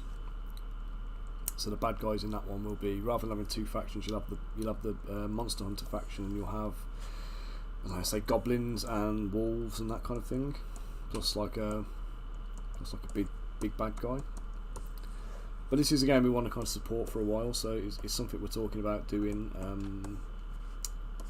You know, like evolving the story, moving it along, doing new campaigns, constant like releases. So if it goes well, then it should be a good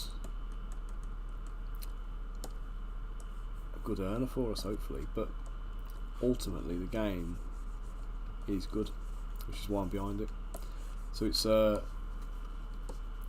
we had the brief on it and we were talking about how it was going to be set up. And I taught my son to play Zombicide across two gaming sessions from the tutorials, and he loves it. He really enjoys the game. So I said to Max, with this one we need to achieve the same thing, so I want to be able to teach him how to play it in, like, you know, one session. So we've done that, and I think we've achieved it. It's simple enough to kind of get your head into that quickly.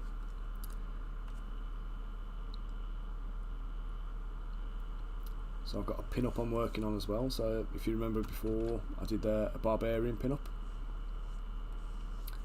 So I've now got a tiefling warlock that I'm working on.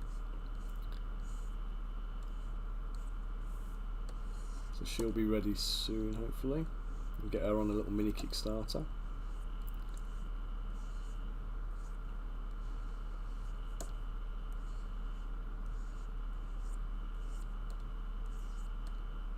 So if you're at Chilcon, you probably saw the female barbarian in my cabinet.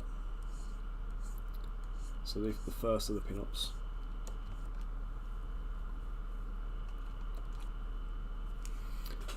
And just in case you didn't, I've got her here, and I still haven't finished painting her because I'm slack like that. So again, there she is. I've got her in the big scale. So she's 100 mil tall, 120 mil tall, I think. So I've still got to finish painting all her sword and stuff. But I don't really dabble in non-metallic metal, and I feel like she needs it, and that's the one thing that's kind of staved me off wanting to kind of push on and do more.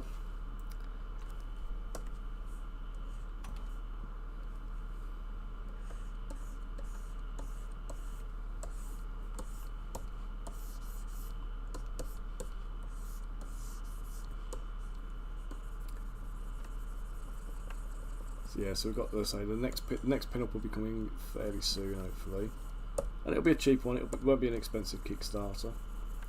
And then we've been talking to Max about using the Crystal Collapse rule set and doing the Adventurers Guild game as part of the Crystal Collapse kind of series.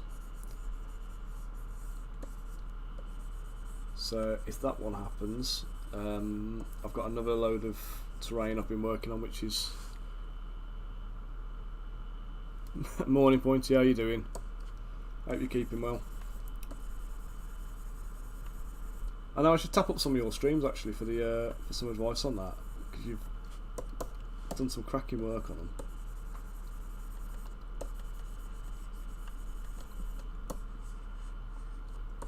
It's more a case of like, you know, when you're kind of like trying to figure out where you got to place the highlights and the get the real like contrast in there. And I can throw it all down, and I'm never quite happy with it. I kind of prefer to do like true metallics. So I'll use the metallics and do like the proper, you know, a gradient blend with the metallic colours.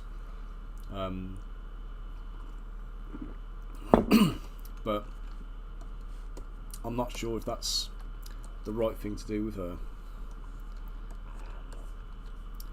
Right, let's get this this skirt up to the belt line now, and I can do a waistcoat then.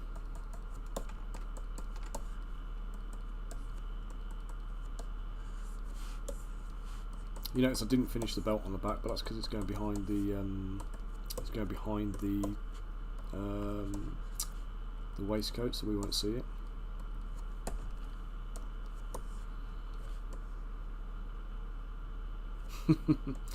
Yeah, light and colour theory. The colours I still struggle with, man. I mean, you know yourself, I'm colourblind, so it's always one of those.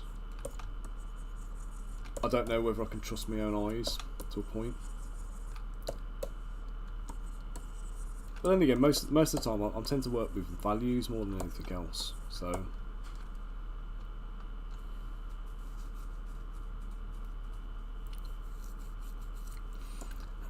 mate, I can get you one. I think I've got one in a box somewhere.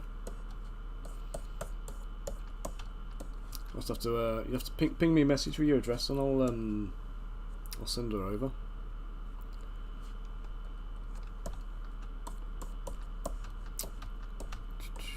Right, skirt is about right.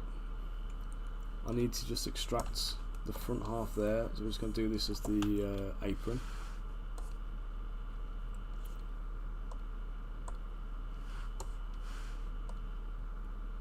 A little bit thicker, I think. That'll do. Right, let's just bring the detail in. Pull it into the. Oops.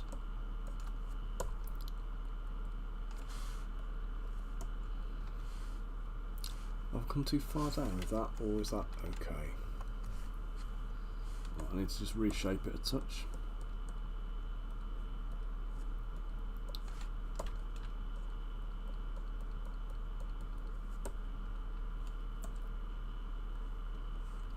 I think I need to bring, yeah, I do. I need to bring it forward just a touch.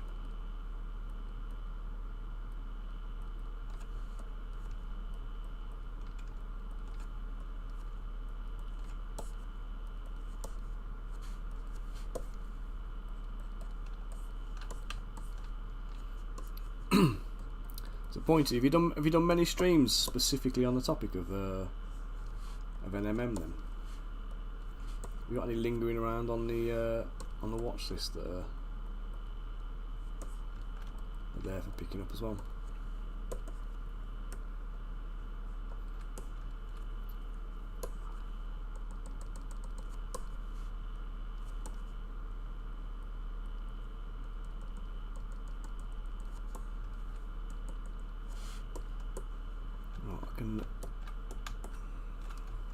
Just invert that, let's just shrink that down and bring it down to the bottom there. I'm just going to dynamesh this with a little bit of resolution, polish it. I was going to go back and clean up the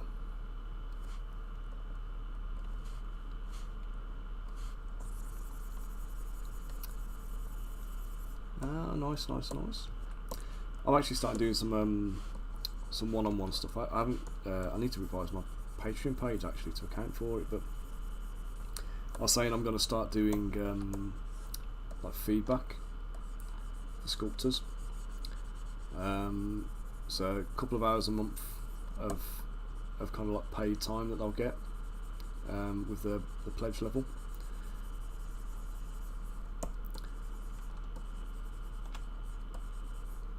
Where I can have a look at the sculpts that they've done, give them feedback on improving the work, or making more suitable for miniature work. Yeah, no worries, mate. You take it easy. Have a good bunker.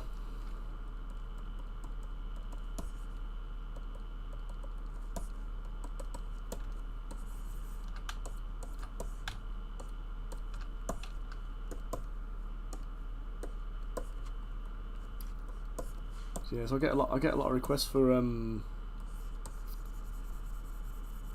of like sculpting tutorials and like one-to-one tuition and stuff. And I can do some of it to a point, but then obviously it becomes a big time commitment, time burden. So I'm thinking if I put it as a Patreon tier, allocate a fixed number of hours a month to help people with their work,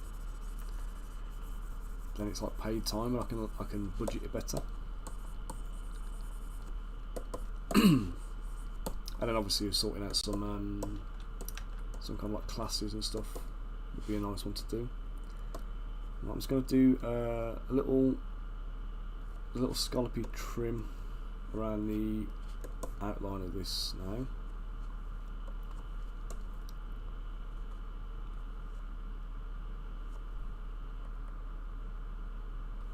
Yeah, that's kind of what I was thinking. To be fair, like I was thinking, like if I give people 2 hours a month and limit it to 3 or 4 a month, then I can deal with that.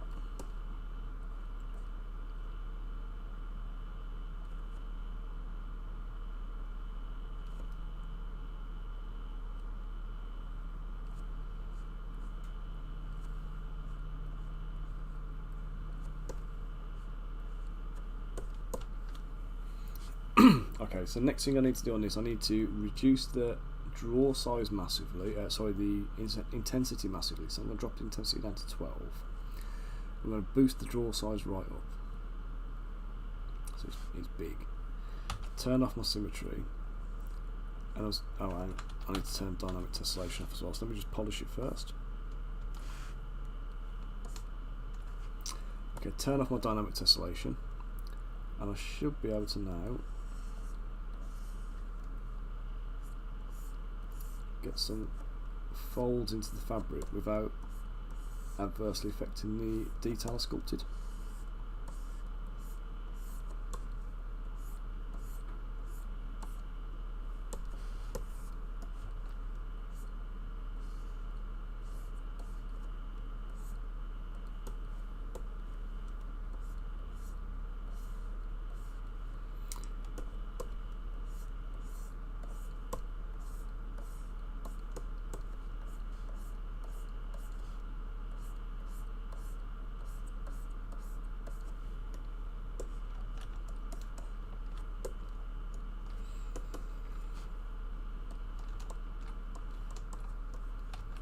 Okay, I'm not going to sculpt the bits. Yeah, I am. I changed my mind as I was saying it. How about that? I wasn't going to, but now I am.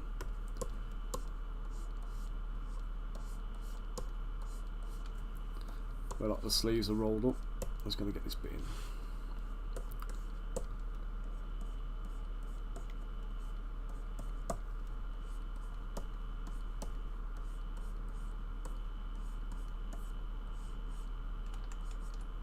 Oops.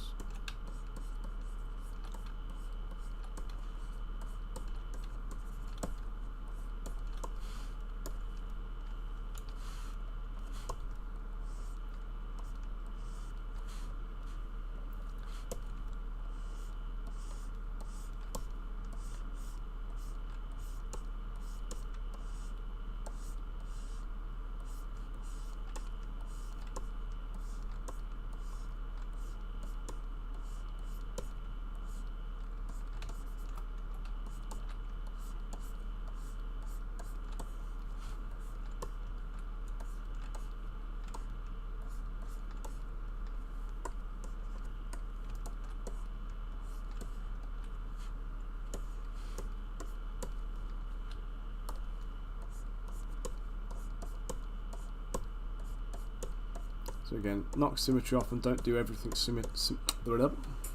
reverse that. Don't do everything symmetrically because it looks weird. Even on a small model, it's nice to have a little bit of asymmetry going on with the fine like details like the folds and stuff. And if everything's symmetrical, it just looks, there's just something jarring about it. It just doesn't look right. In fact, I need to go into a face. I think it just breaks symmetry a little bit.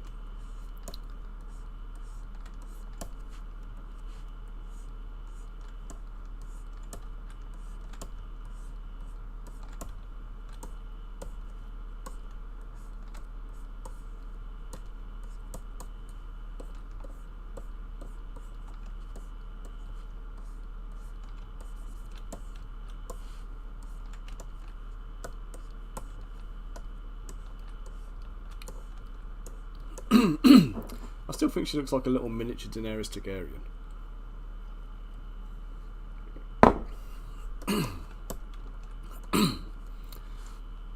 Oh, which reminds me, actually, I started watching House of the Dragon last night.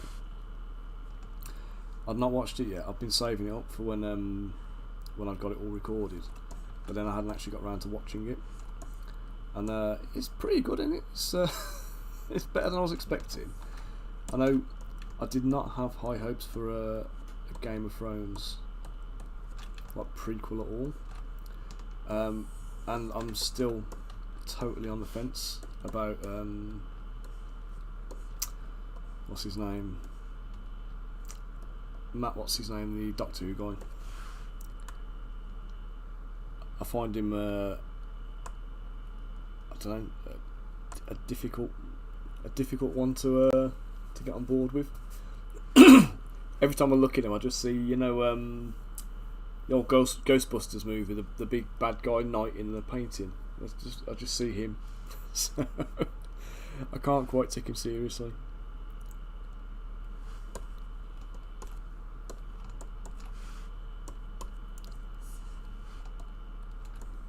Let me just auto group that.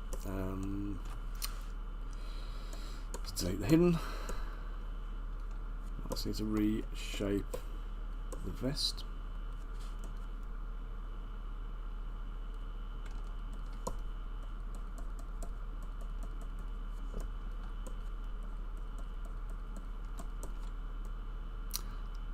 Lazarus, welcome to the chat, mate.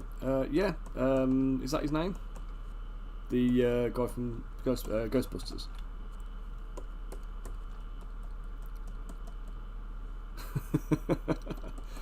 Yep, just still morning.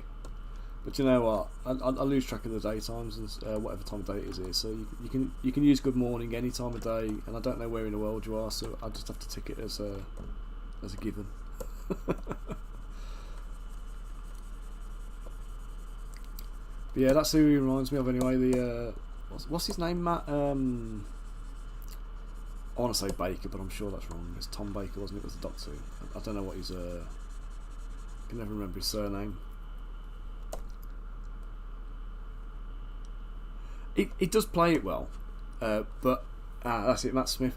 Yeah, but every time I look at him now, I'm just seeing Ghostbusters, and that's the thing that is like bothering me with him.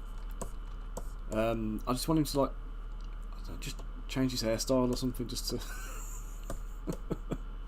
I've literally only done the first episode, so I don't know what's going on from here on out. But yeah, it's so far I'm enjoying it. So I can't say more than that just yet, because like I say, I'm only one episode in. But it doesn't feel like Game of Thrones to me. It doesn't have quite the same vibe. I don't know what it feels like, to be honest.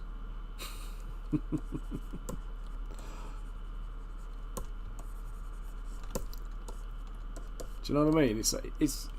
I know it's the same universe and everything else, but it doesn't have that Game of Thrones like feeling to it for some reason. I don't know what's.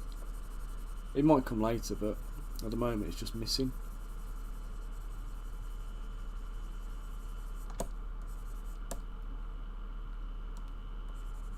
Oh, well, I don't doubt it, mate. The first show we know was kind of a huge deviation, wasn't it? But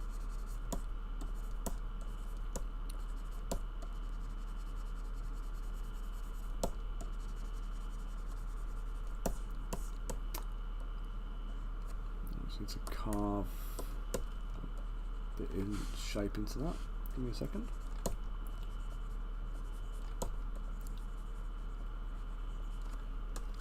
So it's 175 years, isn't it, or something like that, before like the era of Daenerys. It's going back a fair old way.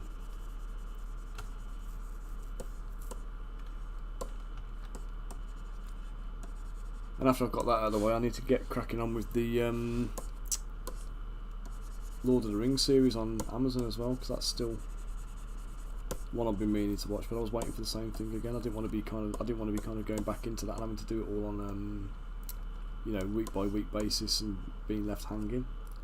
My plan was to wait till it's all aired and then get watching it. And then stupidly, I had the opportunity to do it the other day, and I went and started watching The Witcher again. God knows why. Not that I regret it, but well, I'm not going to go and watch The Rings of Power on the basis that it's Lord of the Rings. I just want to watch it as a fantasy TV show. So I already don't feel like I can credibly call it Lord of... In fact, I'm kind of the opinion from what I've seen of it, had they not bothered to call it Lord of the Rings, it had probably gone down better. Like they literally didn't even need to bother trying to register IP, did they? They could have just used different names and saved themselves a ton of money. But as a fantasy TV show, I'm going to watch it, but I say with the firm expectation that I'm going to be watching, a generic fantasy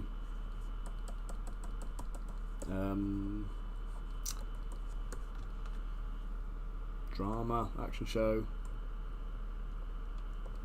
Yeah, that's it. No expectations, isn't it? That's the best way to go in. If you go in, I think obviously everybody's got this like Tolkien, all the Tolkien stuff kind of like embedded in the brain from like the books and everything else. And from what I can tell, they've changed so much of it in the name of woke-apies or whatever. It seems to have caused issues, and I don't mind, I don't mind like seeing dark-skinned elves and dark-skinned dwarfs and stuff, because who's to say they're not there? What I'm going to object to is if I see one of them in a group, rather as like a token offering, because obviously if there's a race of dark-skinned elves, it needs to be a race of dark-skinned elves, not just one in a crew just to appease the ratios or whatever. If they commit to it and do it properly, I'm all on board. Do you know what I mean?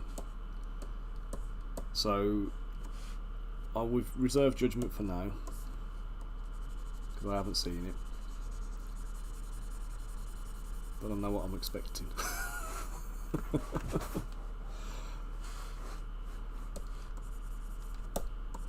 See, I read that the visuals were spectacular, but nobody's really mentioned the storyline or any of that kind of business. Not that I've seen. I haven't seen many people kind of like praising the story writing or any of that kind of stuff. The only thing I've seen is them kind of trying to justify that they've gone back to Tolkien and stayed true to the lore when they absolutely blatantly clearly haven't. So I'm not going to stand here and say I'm a hardcore Tolkien fan. I love the books and I love the first wave of films, but I'm not going to stand here and claim something I can't really. But let's just use this. Oh god, let's do that on both sides because let's just do symmetry on for this bit.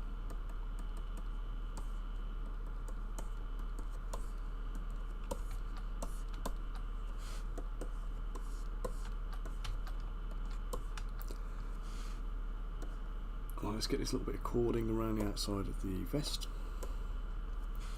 I'm going to do it as a sculpted raised. No, I'm not. I'm lying. Let's do the easy way.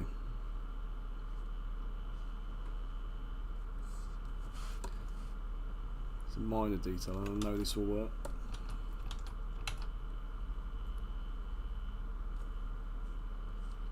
So the other thing I haven't watched as well, that I know they did a second series of or a spin-off of Vikings, didn't they? Is it Vikings Valhalla? And I just can't imagine it living up to the original. And I kind of don't want to watch it because of that.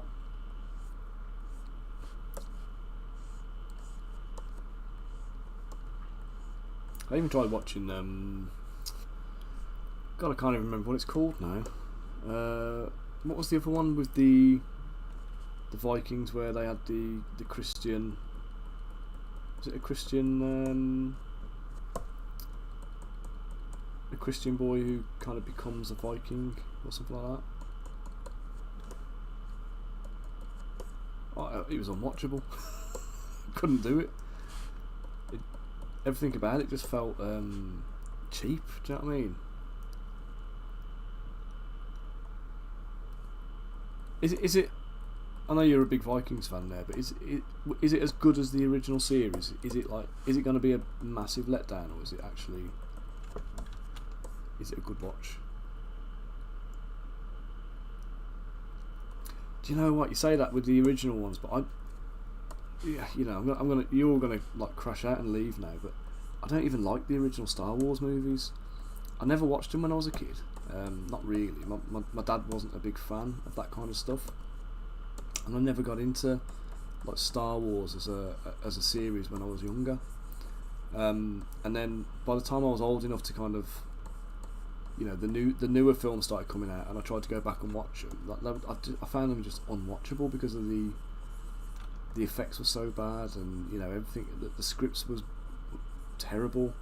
And I think a lot of people cling to them with like all this nostalgia and like they're amazing. And I get they were good at the time, and I know, shocking. They were good at the time, and I understand how they've kind of like evolved into what they are now. But like I say, I don't have that nostalgic anchoring to the series to kind of like cling to the first few films, and I do enjoy them, but I can't watch it and go, oh, they're amazing, because it is. And this is what I'm saying, if you have that nostalgia, you watched them as a kid and you remember them first time round and all this kind of stuff, they've got a totally different feel then, haven't they? It's like with everything. Lord of the Rings, I can't watch that now. I loved it. I watched Lord of the Rings dozens of times when the films came out. Got the DVDs, the extended editions and stuff. And then recently I've sat down to watch them, and I'm struggling. I am genuinely struggling to watch films that I absolutely loved, and they just don't seem to have aged as well as the. And I think one of the things is I actually read an article somewhere which said that Lord of the Rings was just 3 hours of people running across hills,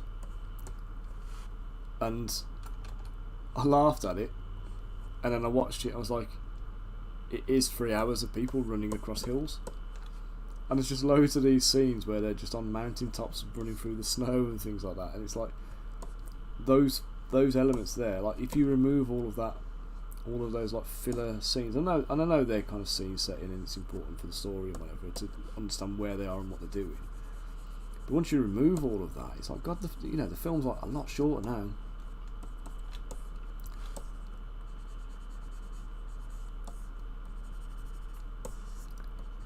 But yeah, I think nostalgia has a lot to answer for at times.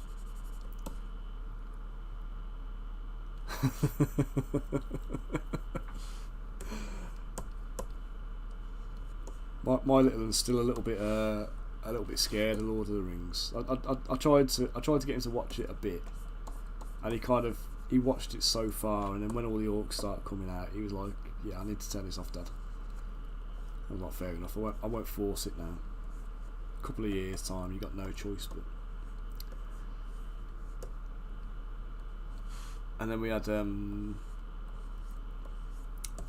do you call it, The Hobbit. I tried to get him to watch The Hobbit as well because I thought that might, you know, be a bit of an easier watch for him. But even that's got the freaky goblins and the Azog the Defiler and all these things. You know what I mean? There's a lot of stuff in the Hobbit where you kind of think, you know, it was originally obviously a children's book, but in making the film, I know they've got like, you know, the Goblin King with Stephen Fry and all that kind of stuff. So there are, you know, more humorous elements, but they're still pretty creepy looking goblins and orcs and whatnot. And you know, they need to be. They can't tone that down because that'd be wasting everybody's time, wouldn't it? But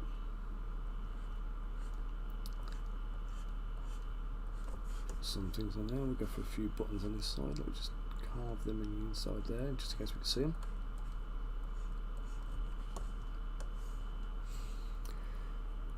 On the outside, let's go for a little cylinder.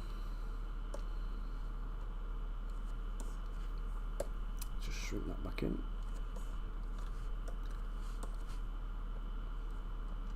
Do 1, 2, 3.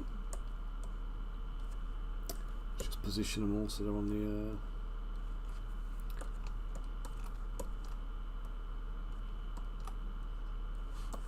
there we go. On the topic of nostalgia, actually, I remember a few years ago, well, say a few years ago, it's more than a few years ago,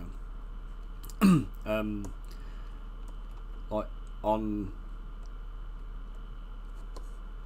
when I was a kid, one of the things I used to like watching was a TV show called Visionaries. So I don't know if you'd all remember that. I'd like to think some of you will. But you had these like magical knights who had these holograms on their chest. I had all the toys of them as a kid, and you know, in the 80s and whatever. It was ace, and I seem to remember it being like really kind of like high quality animation. And they released the Visionaries DVD set some years back, and it was the first time it had actually been like aired again. And I saw it and I was like, oh my god, you know, that's it, Knights of the Magical Light. I'm going to refrain from singing the theme tune, but the the Visionaries like box set come out, and I was like, my god, I've got to have that. You know, that's my childhood there. Let's buy it. I bought it. I sat down. I put it on, and I nearly cried. It was so bloody awful.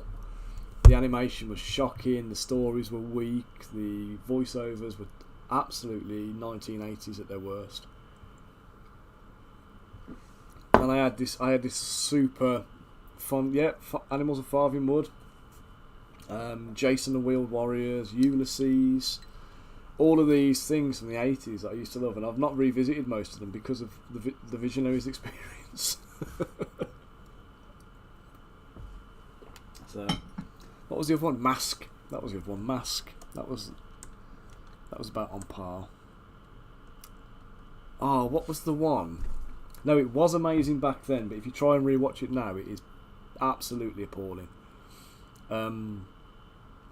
What was the one called where I remember that they used, it was Power Extreme was their kind of catchphrase, and you had these guys in kind of like suits with like little modular plugs on them, and like they'd jump in the air, shout Power Extreme, and then all the little armour pieces would fling onto them and they'd fly off or whatever. What was it called? Centurions, yes, good man. That was it. That's probably on par with Visionaries in terms of quality. I think I've got these like fond memories of it, and I know it's going to be a letdown if I try and revisit. So I think the 80s were great for kind of like, you know, all this like material and stuff, but like I say, just trying to revisit it now, it's just asking for disappointment and crushing disappointment at that as well. Yeah, and this is it. Yeah, Thundercats, absolutely. And have you seen the new Thundercats they did? That bloody awful one that was in the style of what do you call it, like Teen Titans Go? It was called Thundercats Go, wasn't it? I think it must have been made by the same people. And it's got the stupid characters with the awful voices, and you know, they're designed for like kids with ADHD who can't, like, you know, follow a storyline for more than 2 minutes, so they just throw random nonsense at you instead to entertain you. It's just it's appalling. Okay, I think we've almost got it done here. Let's get the basket on. Let's just save her. I'll obviously have to pose her up in a bit, but we'll make her a basket first. Let's just get this done. Didn't they do that? Didn't they do a more recent, like, proper remake of Thundercats? Or were they just talking about it? Because I'm sure I saw something. Yeah, I was going to say I'm sure they did, but I don't know. Did it actually ever come out? Did they ever release it? Because I'm sure I'd have followed up on that one and watched it if they'd have done it properly. So they either did it in a really disappointing way. Was it 2012? Really? They've done a few He-Man remakes as well, haven't they, on the series? And some of them are better than others, but they're all fairly watchable to a point. I say fairly watchable. There's some bits I don't agree with that I think they've cut corners on and they've screwed up. But let's put the thing on here. Let's group that.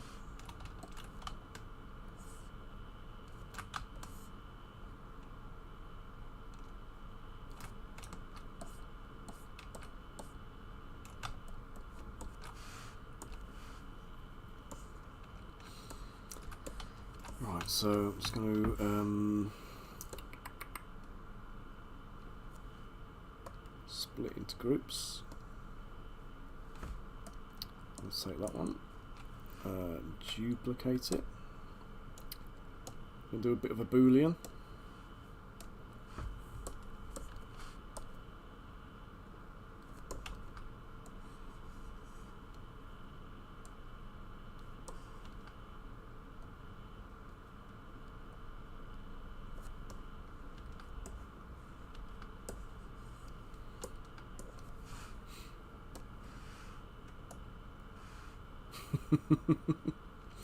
Yeah, man. Yeah, don't you think though, if they explain the concept of He-Man now, without the 80s origin to kind of lean on and kind of like sell the nostalgia aspect of it, if they literally explain the concept of He-Man, I don't think anyone in their right mind would approve it. Especially when you start going through like the names of the bad guys and stuff, and it's like they just completely lacked imagination. And I think somebody said it up there, Lazarus, I think he said it, literally most 80s cartoons were designed by like Mattel just to sell action figures to kids. You know, and they were good at what they were just running adverts, weren't they, really? But they were kind of good at what they were, I suppose. Is Masters of the Universe the one where like he's like massively disproportioned? Like when he turns into He-Man, he's like a caricature, or is it the one where it's more like a sci-fi type thing? And they've got, because I know I watched both. The She-Ra was actually fairly, yeah, the Kevin Smith one that was a good one. That was the She-Ra series is quite good. The new one, but it's still got all of that. You know, I'm going to use my bow and arrow and shoot rainbows and stuff. Which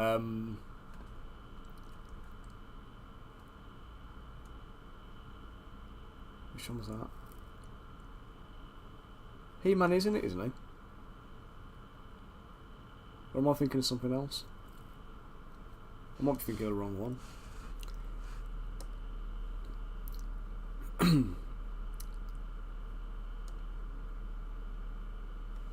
Right, yeah.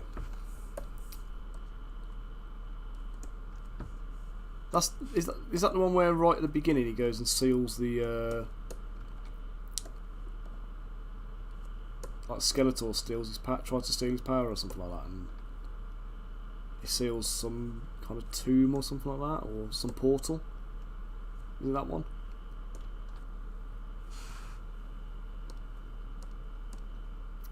I'm trying to think now.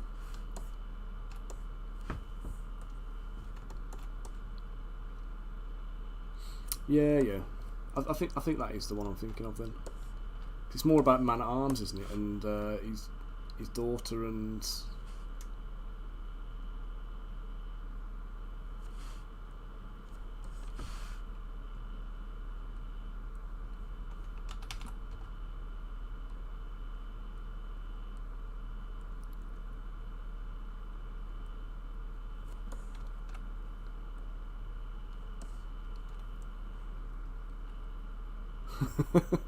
Oh yeah, yeah. But the thing is, I think it's that whole cultural thing again, isn't it? Of was it toxic masculinity and representation of the male figurines and stuff, the male figures and stuff like that, or the male characters.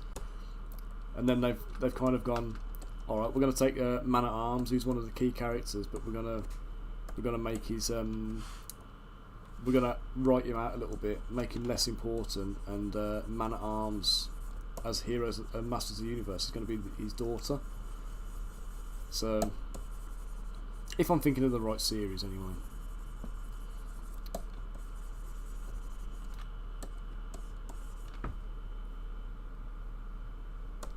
Okay, I don't really know what to do about this kind of lip around the outside, so I'm not feeling trying to do like a woven basket. So I'm just going to do a kind of like a ridge around the top.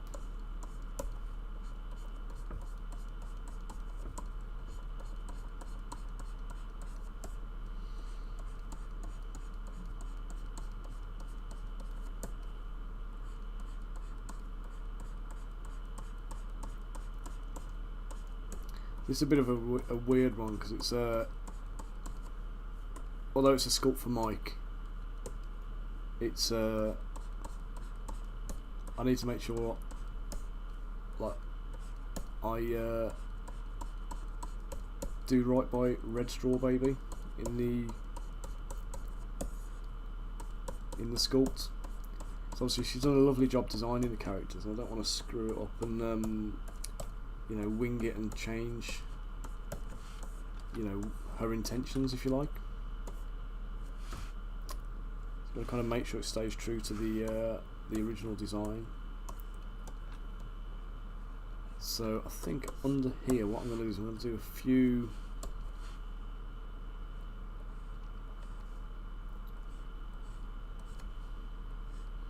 As me saying, I'm not going to do any weaving. That lasted long, didn't it?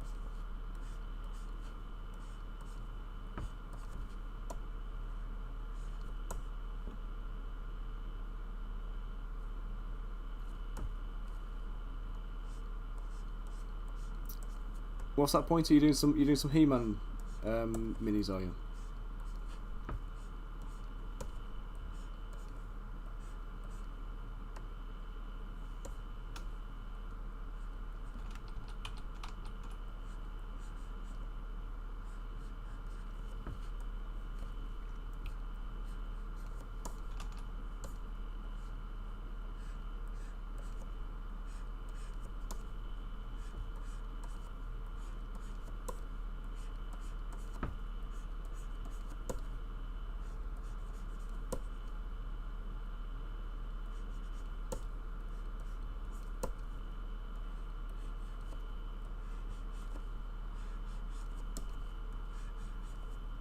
Oh, right, these ones, yeah.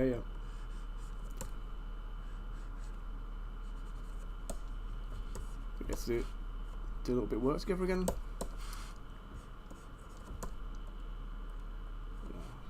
I'll do that. I shouldn't even be too worried about this bit, because it's barely going to show on the model. There we go.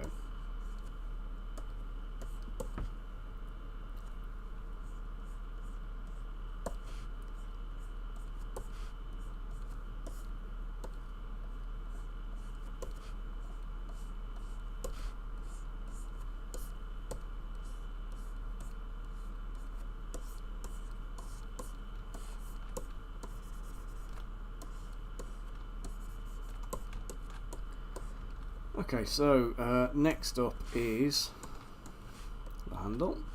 Let's just do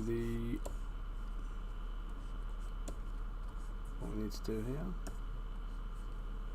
Get that in there, just divide it in half.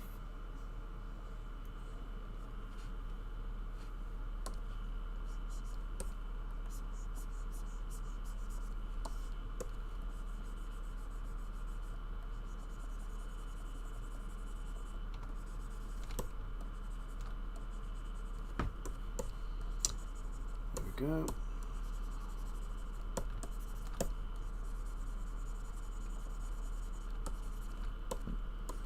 And for these I'm just going to round off the tops a bit so it looks like two kind of like ropey handles pulled together. So that feels like what I'm looking at.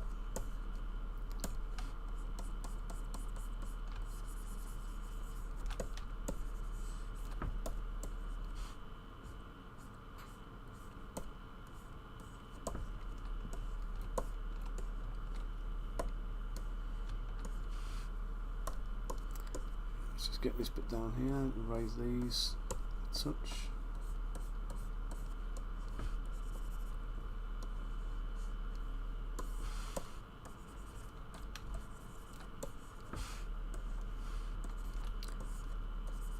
So I want it to have kind of a naturally rough kind of texture, so it looks like it's made out of like some kind of like Hessian weave or something like that, or some kind of rattan type thing. Okay, so now she needs a cheese wheel. That was a nice and easy one to do.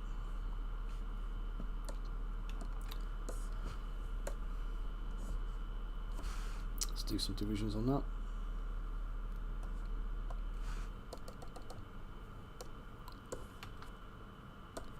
And then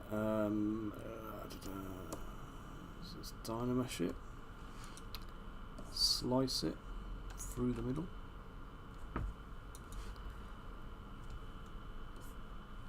Oops. Let's try it again. And then again. Let's go to about there for its own. Dynamesh again. Let's remove that section. Delete hidden, mask all, and redo it. Yep, got to be a cheese wheel. And then just to make it obviously cheese, I know it's not on the drawing.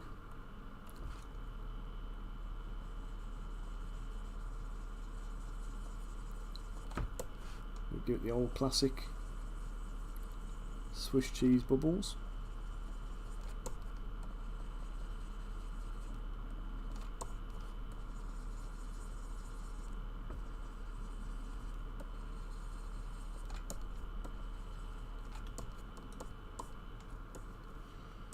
There we go. Right, so that'll be in the basket.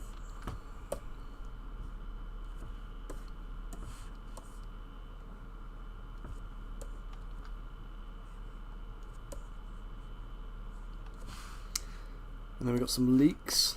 So I presume they were leeks. Might be like pak choi or something like that. Let's go for leeks because pak choi doesn't seem very halflingy, does it?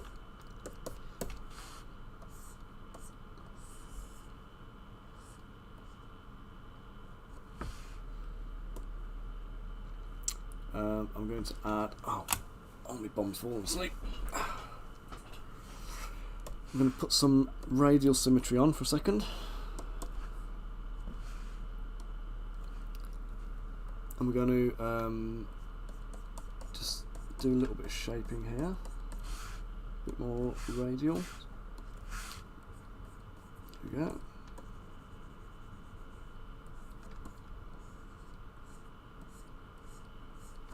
So I'm going to duplicate that now because I can use this as the basis of those little turnips as well.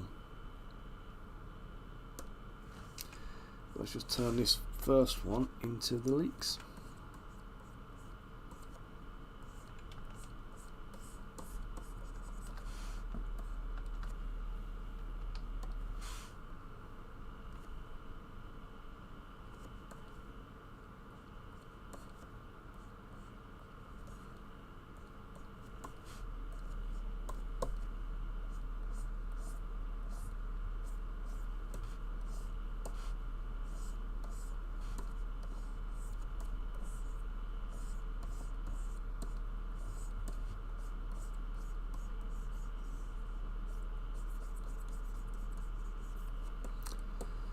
Let's do a little bit of layering up on this. I'm only going to layer the one side and then we'll feather the other side in.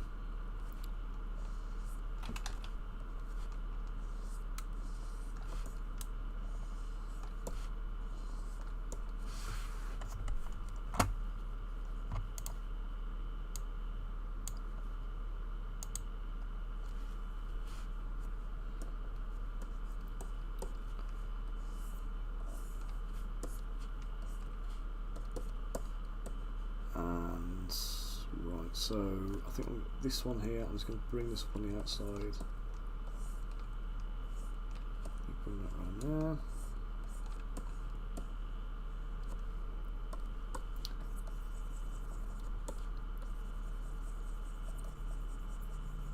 It's not 100%, but equally it's a tiny detail. Tiny detail in a tiny basket on a tiny model. So as long as it gives the idea that there's a leek or something in there, some kind of green vegetable.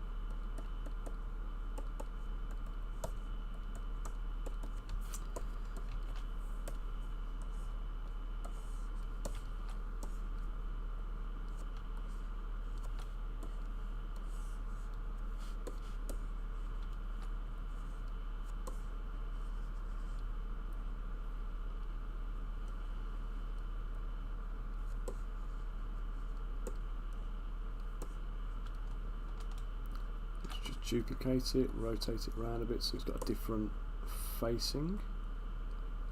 And make sure there's two in the basket now.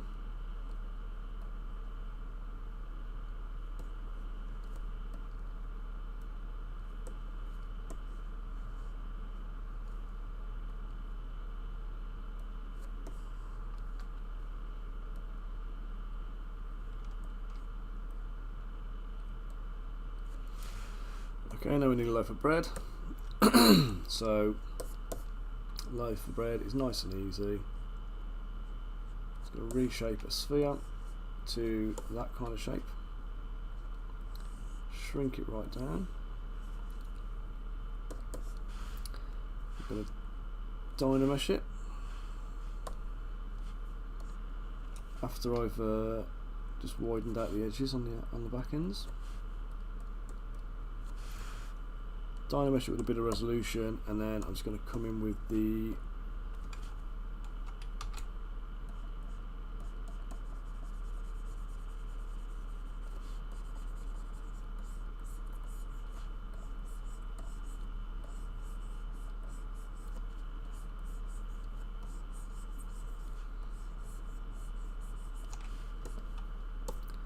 there we go, nice and quick loaf of bread.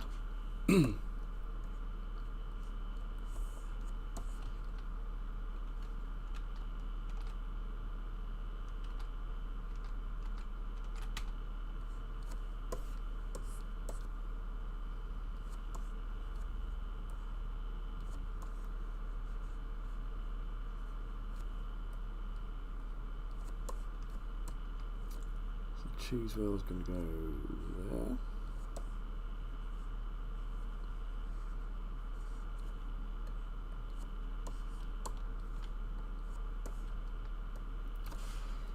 Right, we're going to come back to this abomination of a vegetable.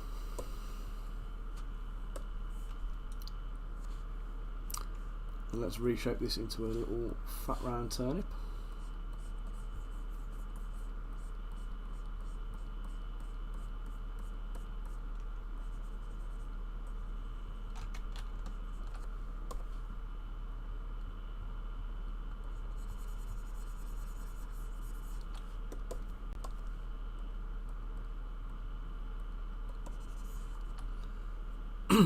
Okay, and then turn off my what's it?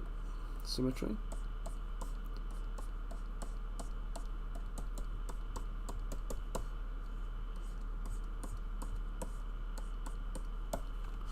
Just dynamesh it.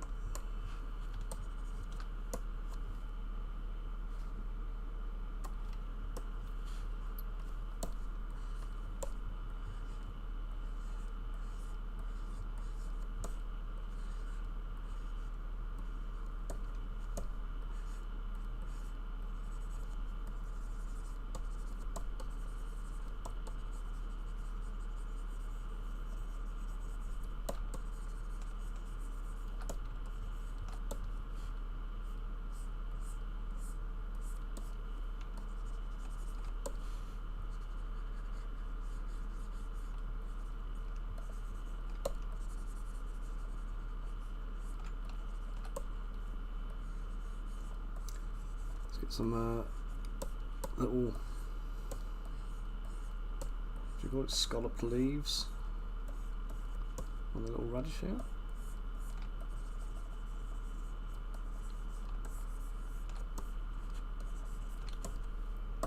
Again, this is just I know, it's almost like they haven't been doing it for decades already, eh? I read the other day, you know, that is it broccoli, I think it is. Broccoli does not exist in nature at all. Like, it's been concocted by humans. So they've bred cabbages, I think it was.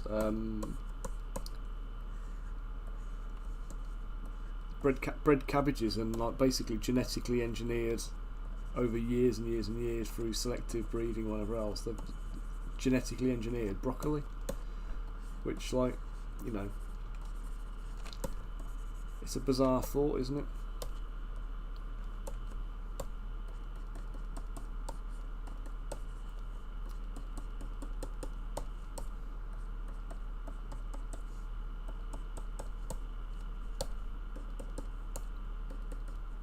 I mean, of all the vegetables to engineer as well, it's like broccoli is not that amazing that you'd want to, you know, you'd want to go out and make it. I'm not saying it's bad, of course.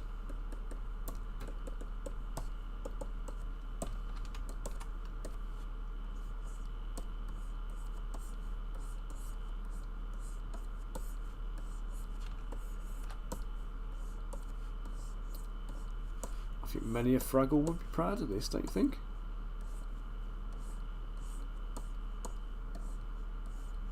Fraggles, man, I'm on like an 80s nostalgia trip today, aren't I, whether I mean to or not.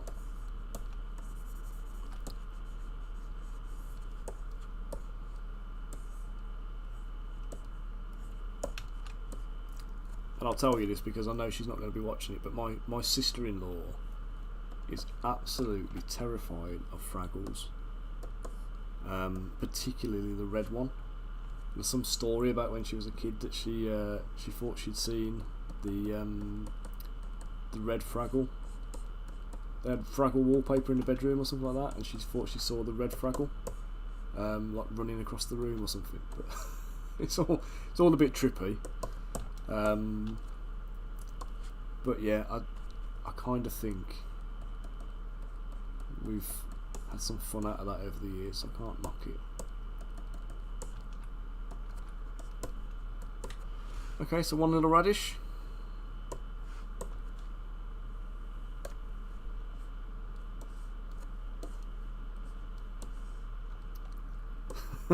Cool red.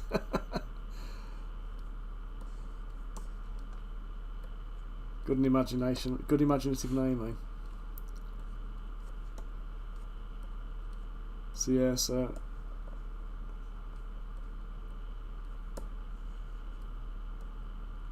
let's position that one there. I'll just clone it and then pop the next one here.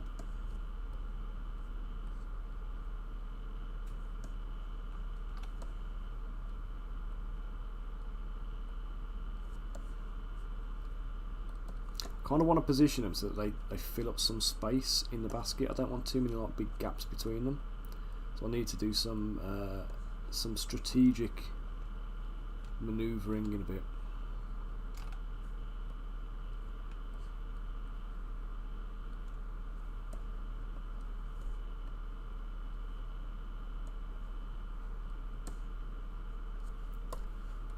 Right, so I'm just going to try and fill the space here a touch.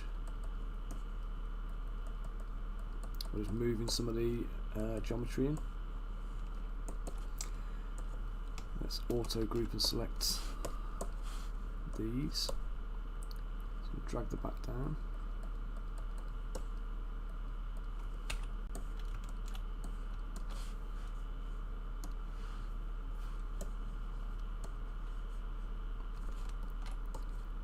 Same here.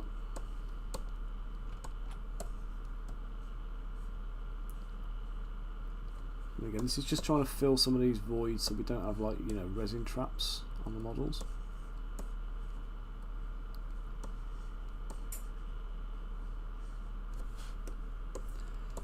And then I just need to, I'm probably going to use the basket actually. I'm going to inflate the basket around the bottom here just a touch.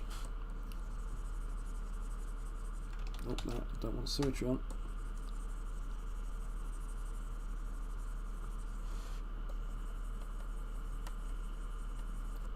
Just make sure these bits at the back where the bread's going to be are like well covered.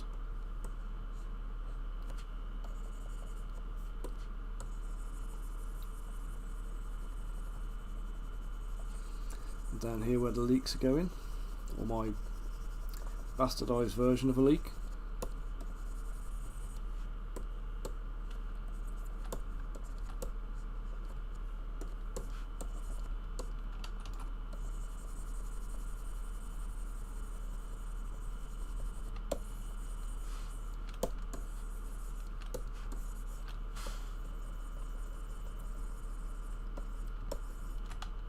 Oh dear, into that. Okay, and then following this will be the knuckle duster, so let's just, I just need to bulk that a bit more here so the cheese can set properly.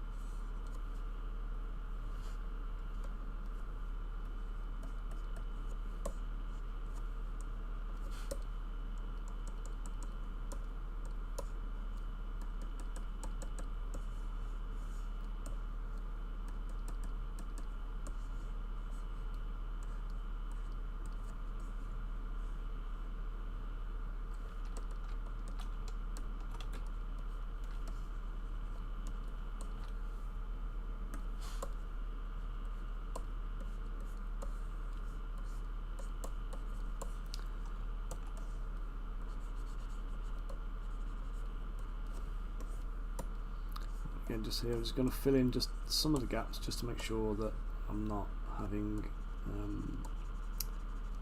issues with the resin getting in.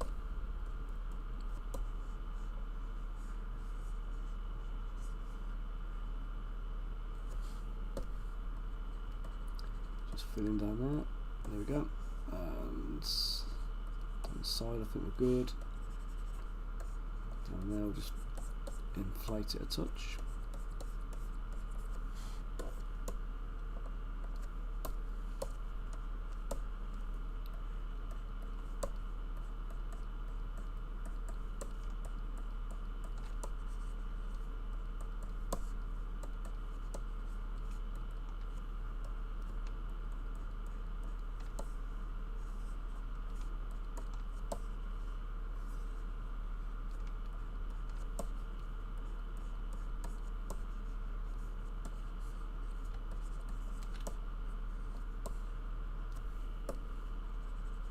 When you're inflating, you have to just be a little bit careful sometimes, because what can happen is it will go through to the other side of the mesh. So if I just inflate these little bits here, if I'm too heavy-handed with it, the outside of the basket's going to end up ballooning out. I don't really want that. I think I've spent more time on this basket than I've spent on anything else, haven't I? All the little bits in there. Looks like a good little basket though.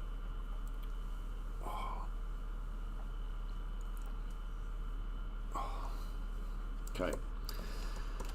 So final thing is the knuckle duster. So I'm gonna do for this. So it needs the 4 rings, and then let's try this. I'm gonna append a ring.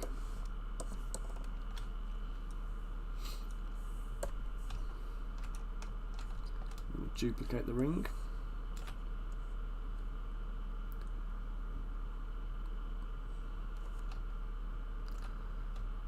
And again.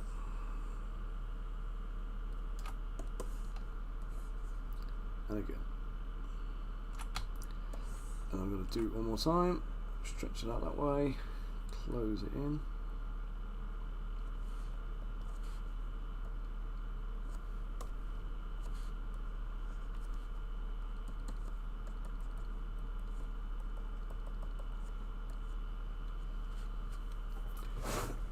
And then we're going to add a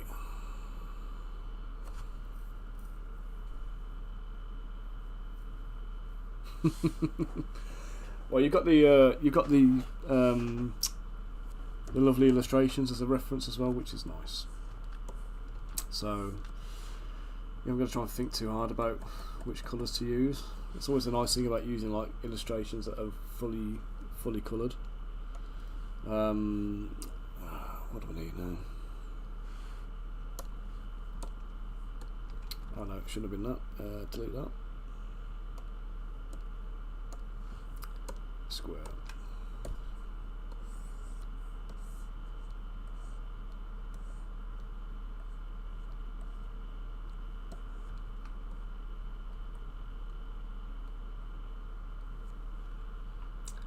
Is that about right? Ish, give or take.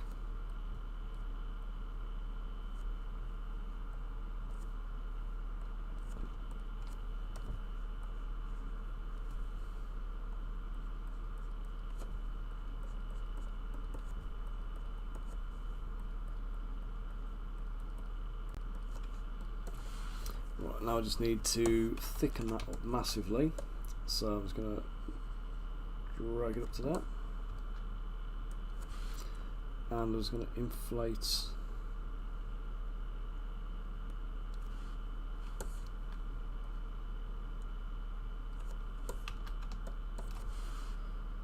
polish.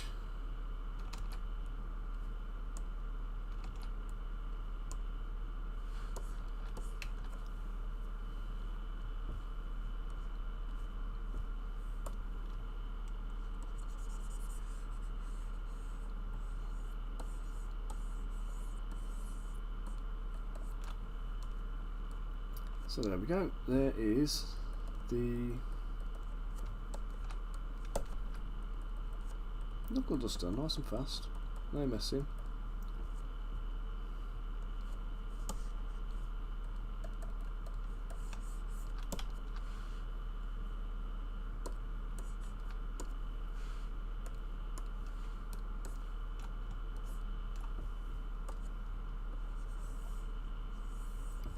Smooth out the edges of the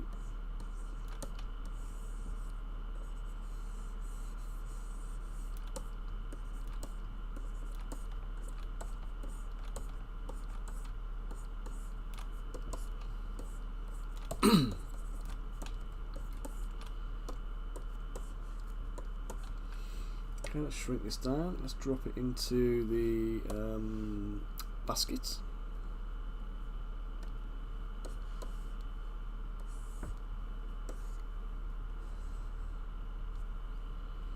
Not sure it's about the right size for a hand.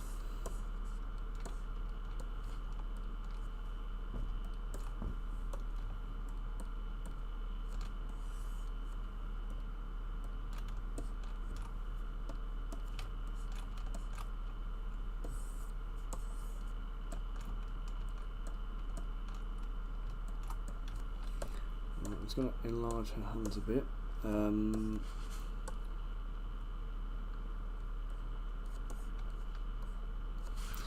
I'm going to inflate them as well, so they've got a bit more chunk to them.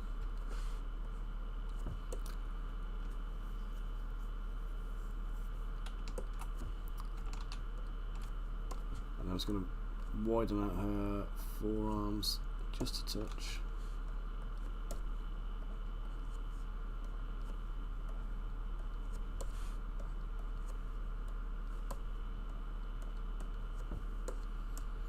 Don't want her looking like she can't handle herself.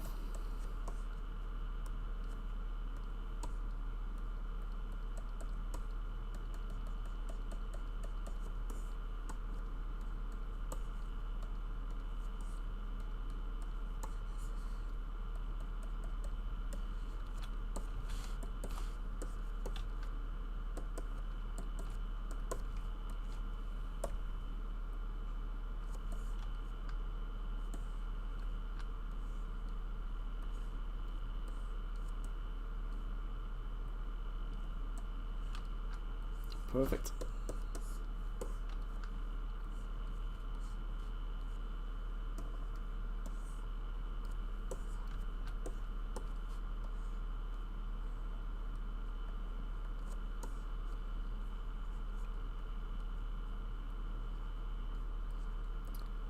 Here we go.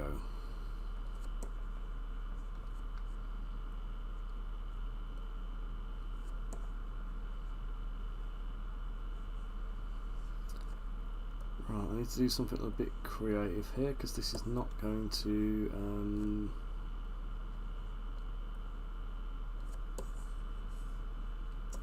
it's not going to fit well.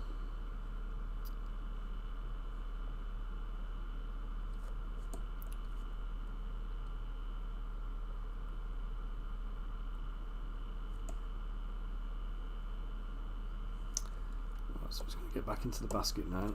I just need to inflate this bit in here until it comes right up to the surface near the cheese.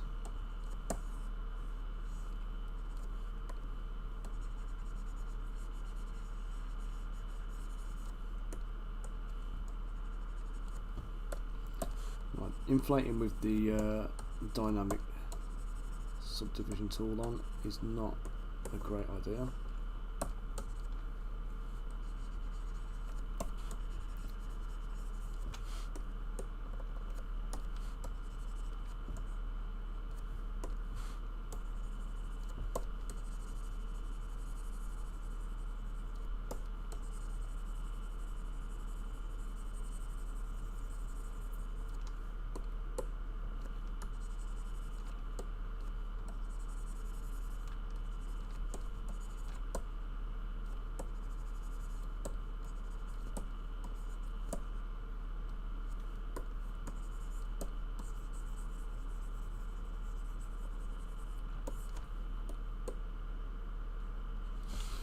Okay, so let's take the basket now. We can take the basket, we can take the handle, we can merge the two together. Add the cheese, add the radishes, and the abominable leeks. Add the loaf of bread, and then finally the knuckle duster. Make sure I've got no symmetry on, make sure I've got nothing masked. Ah, turds. Let's save it because I've finished the character now. I'm pretty much dead on time. So next time I do a stream for Mike here, we're going to be taking the character and posing her. Well, I'll pose them all at the end. I need to sculpt the pig next. So what I'll do is I'll sculpt the pig, and then we'll pose our lovely little halfling lady.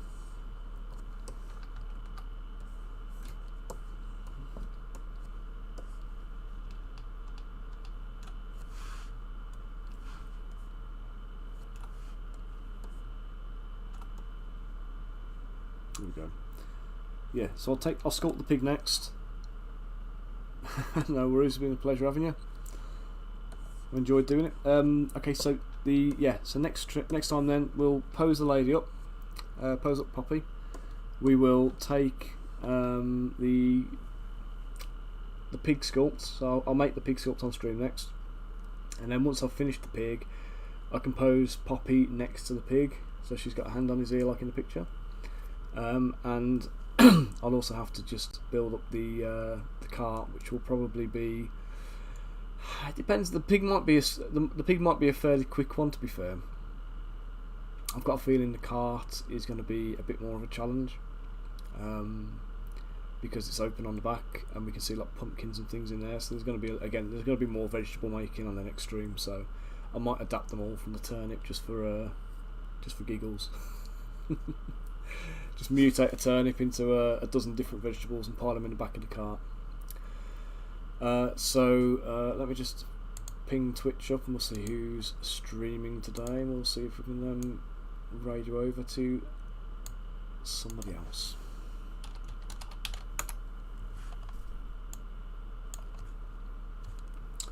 Okay, we've got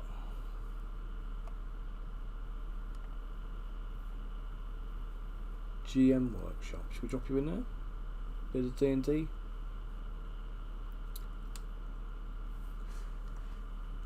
Or should we go brush for hire?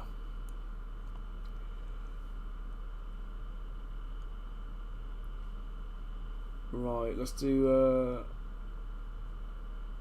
Let's go into brush for hire because. Or Brannigan's brushes. No, we'll raid you into brush for hire.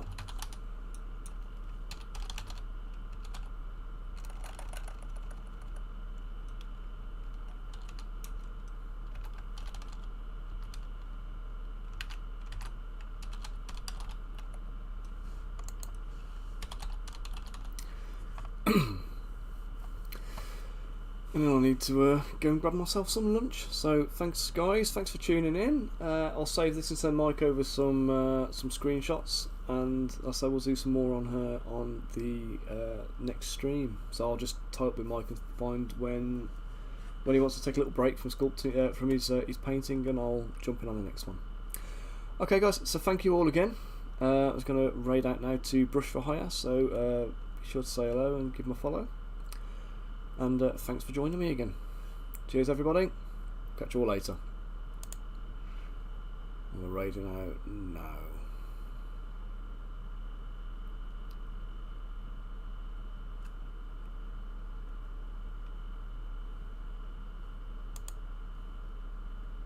Looking back at old camera phones, I'd look. Excuse me. Right, we've got to raid now. Cheers guys. I'll see you later.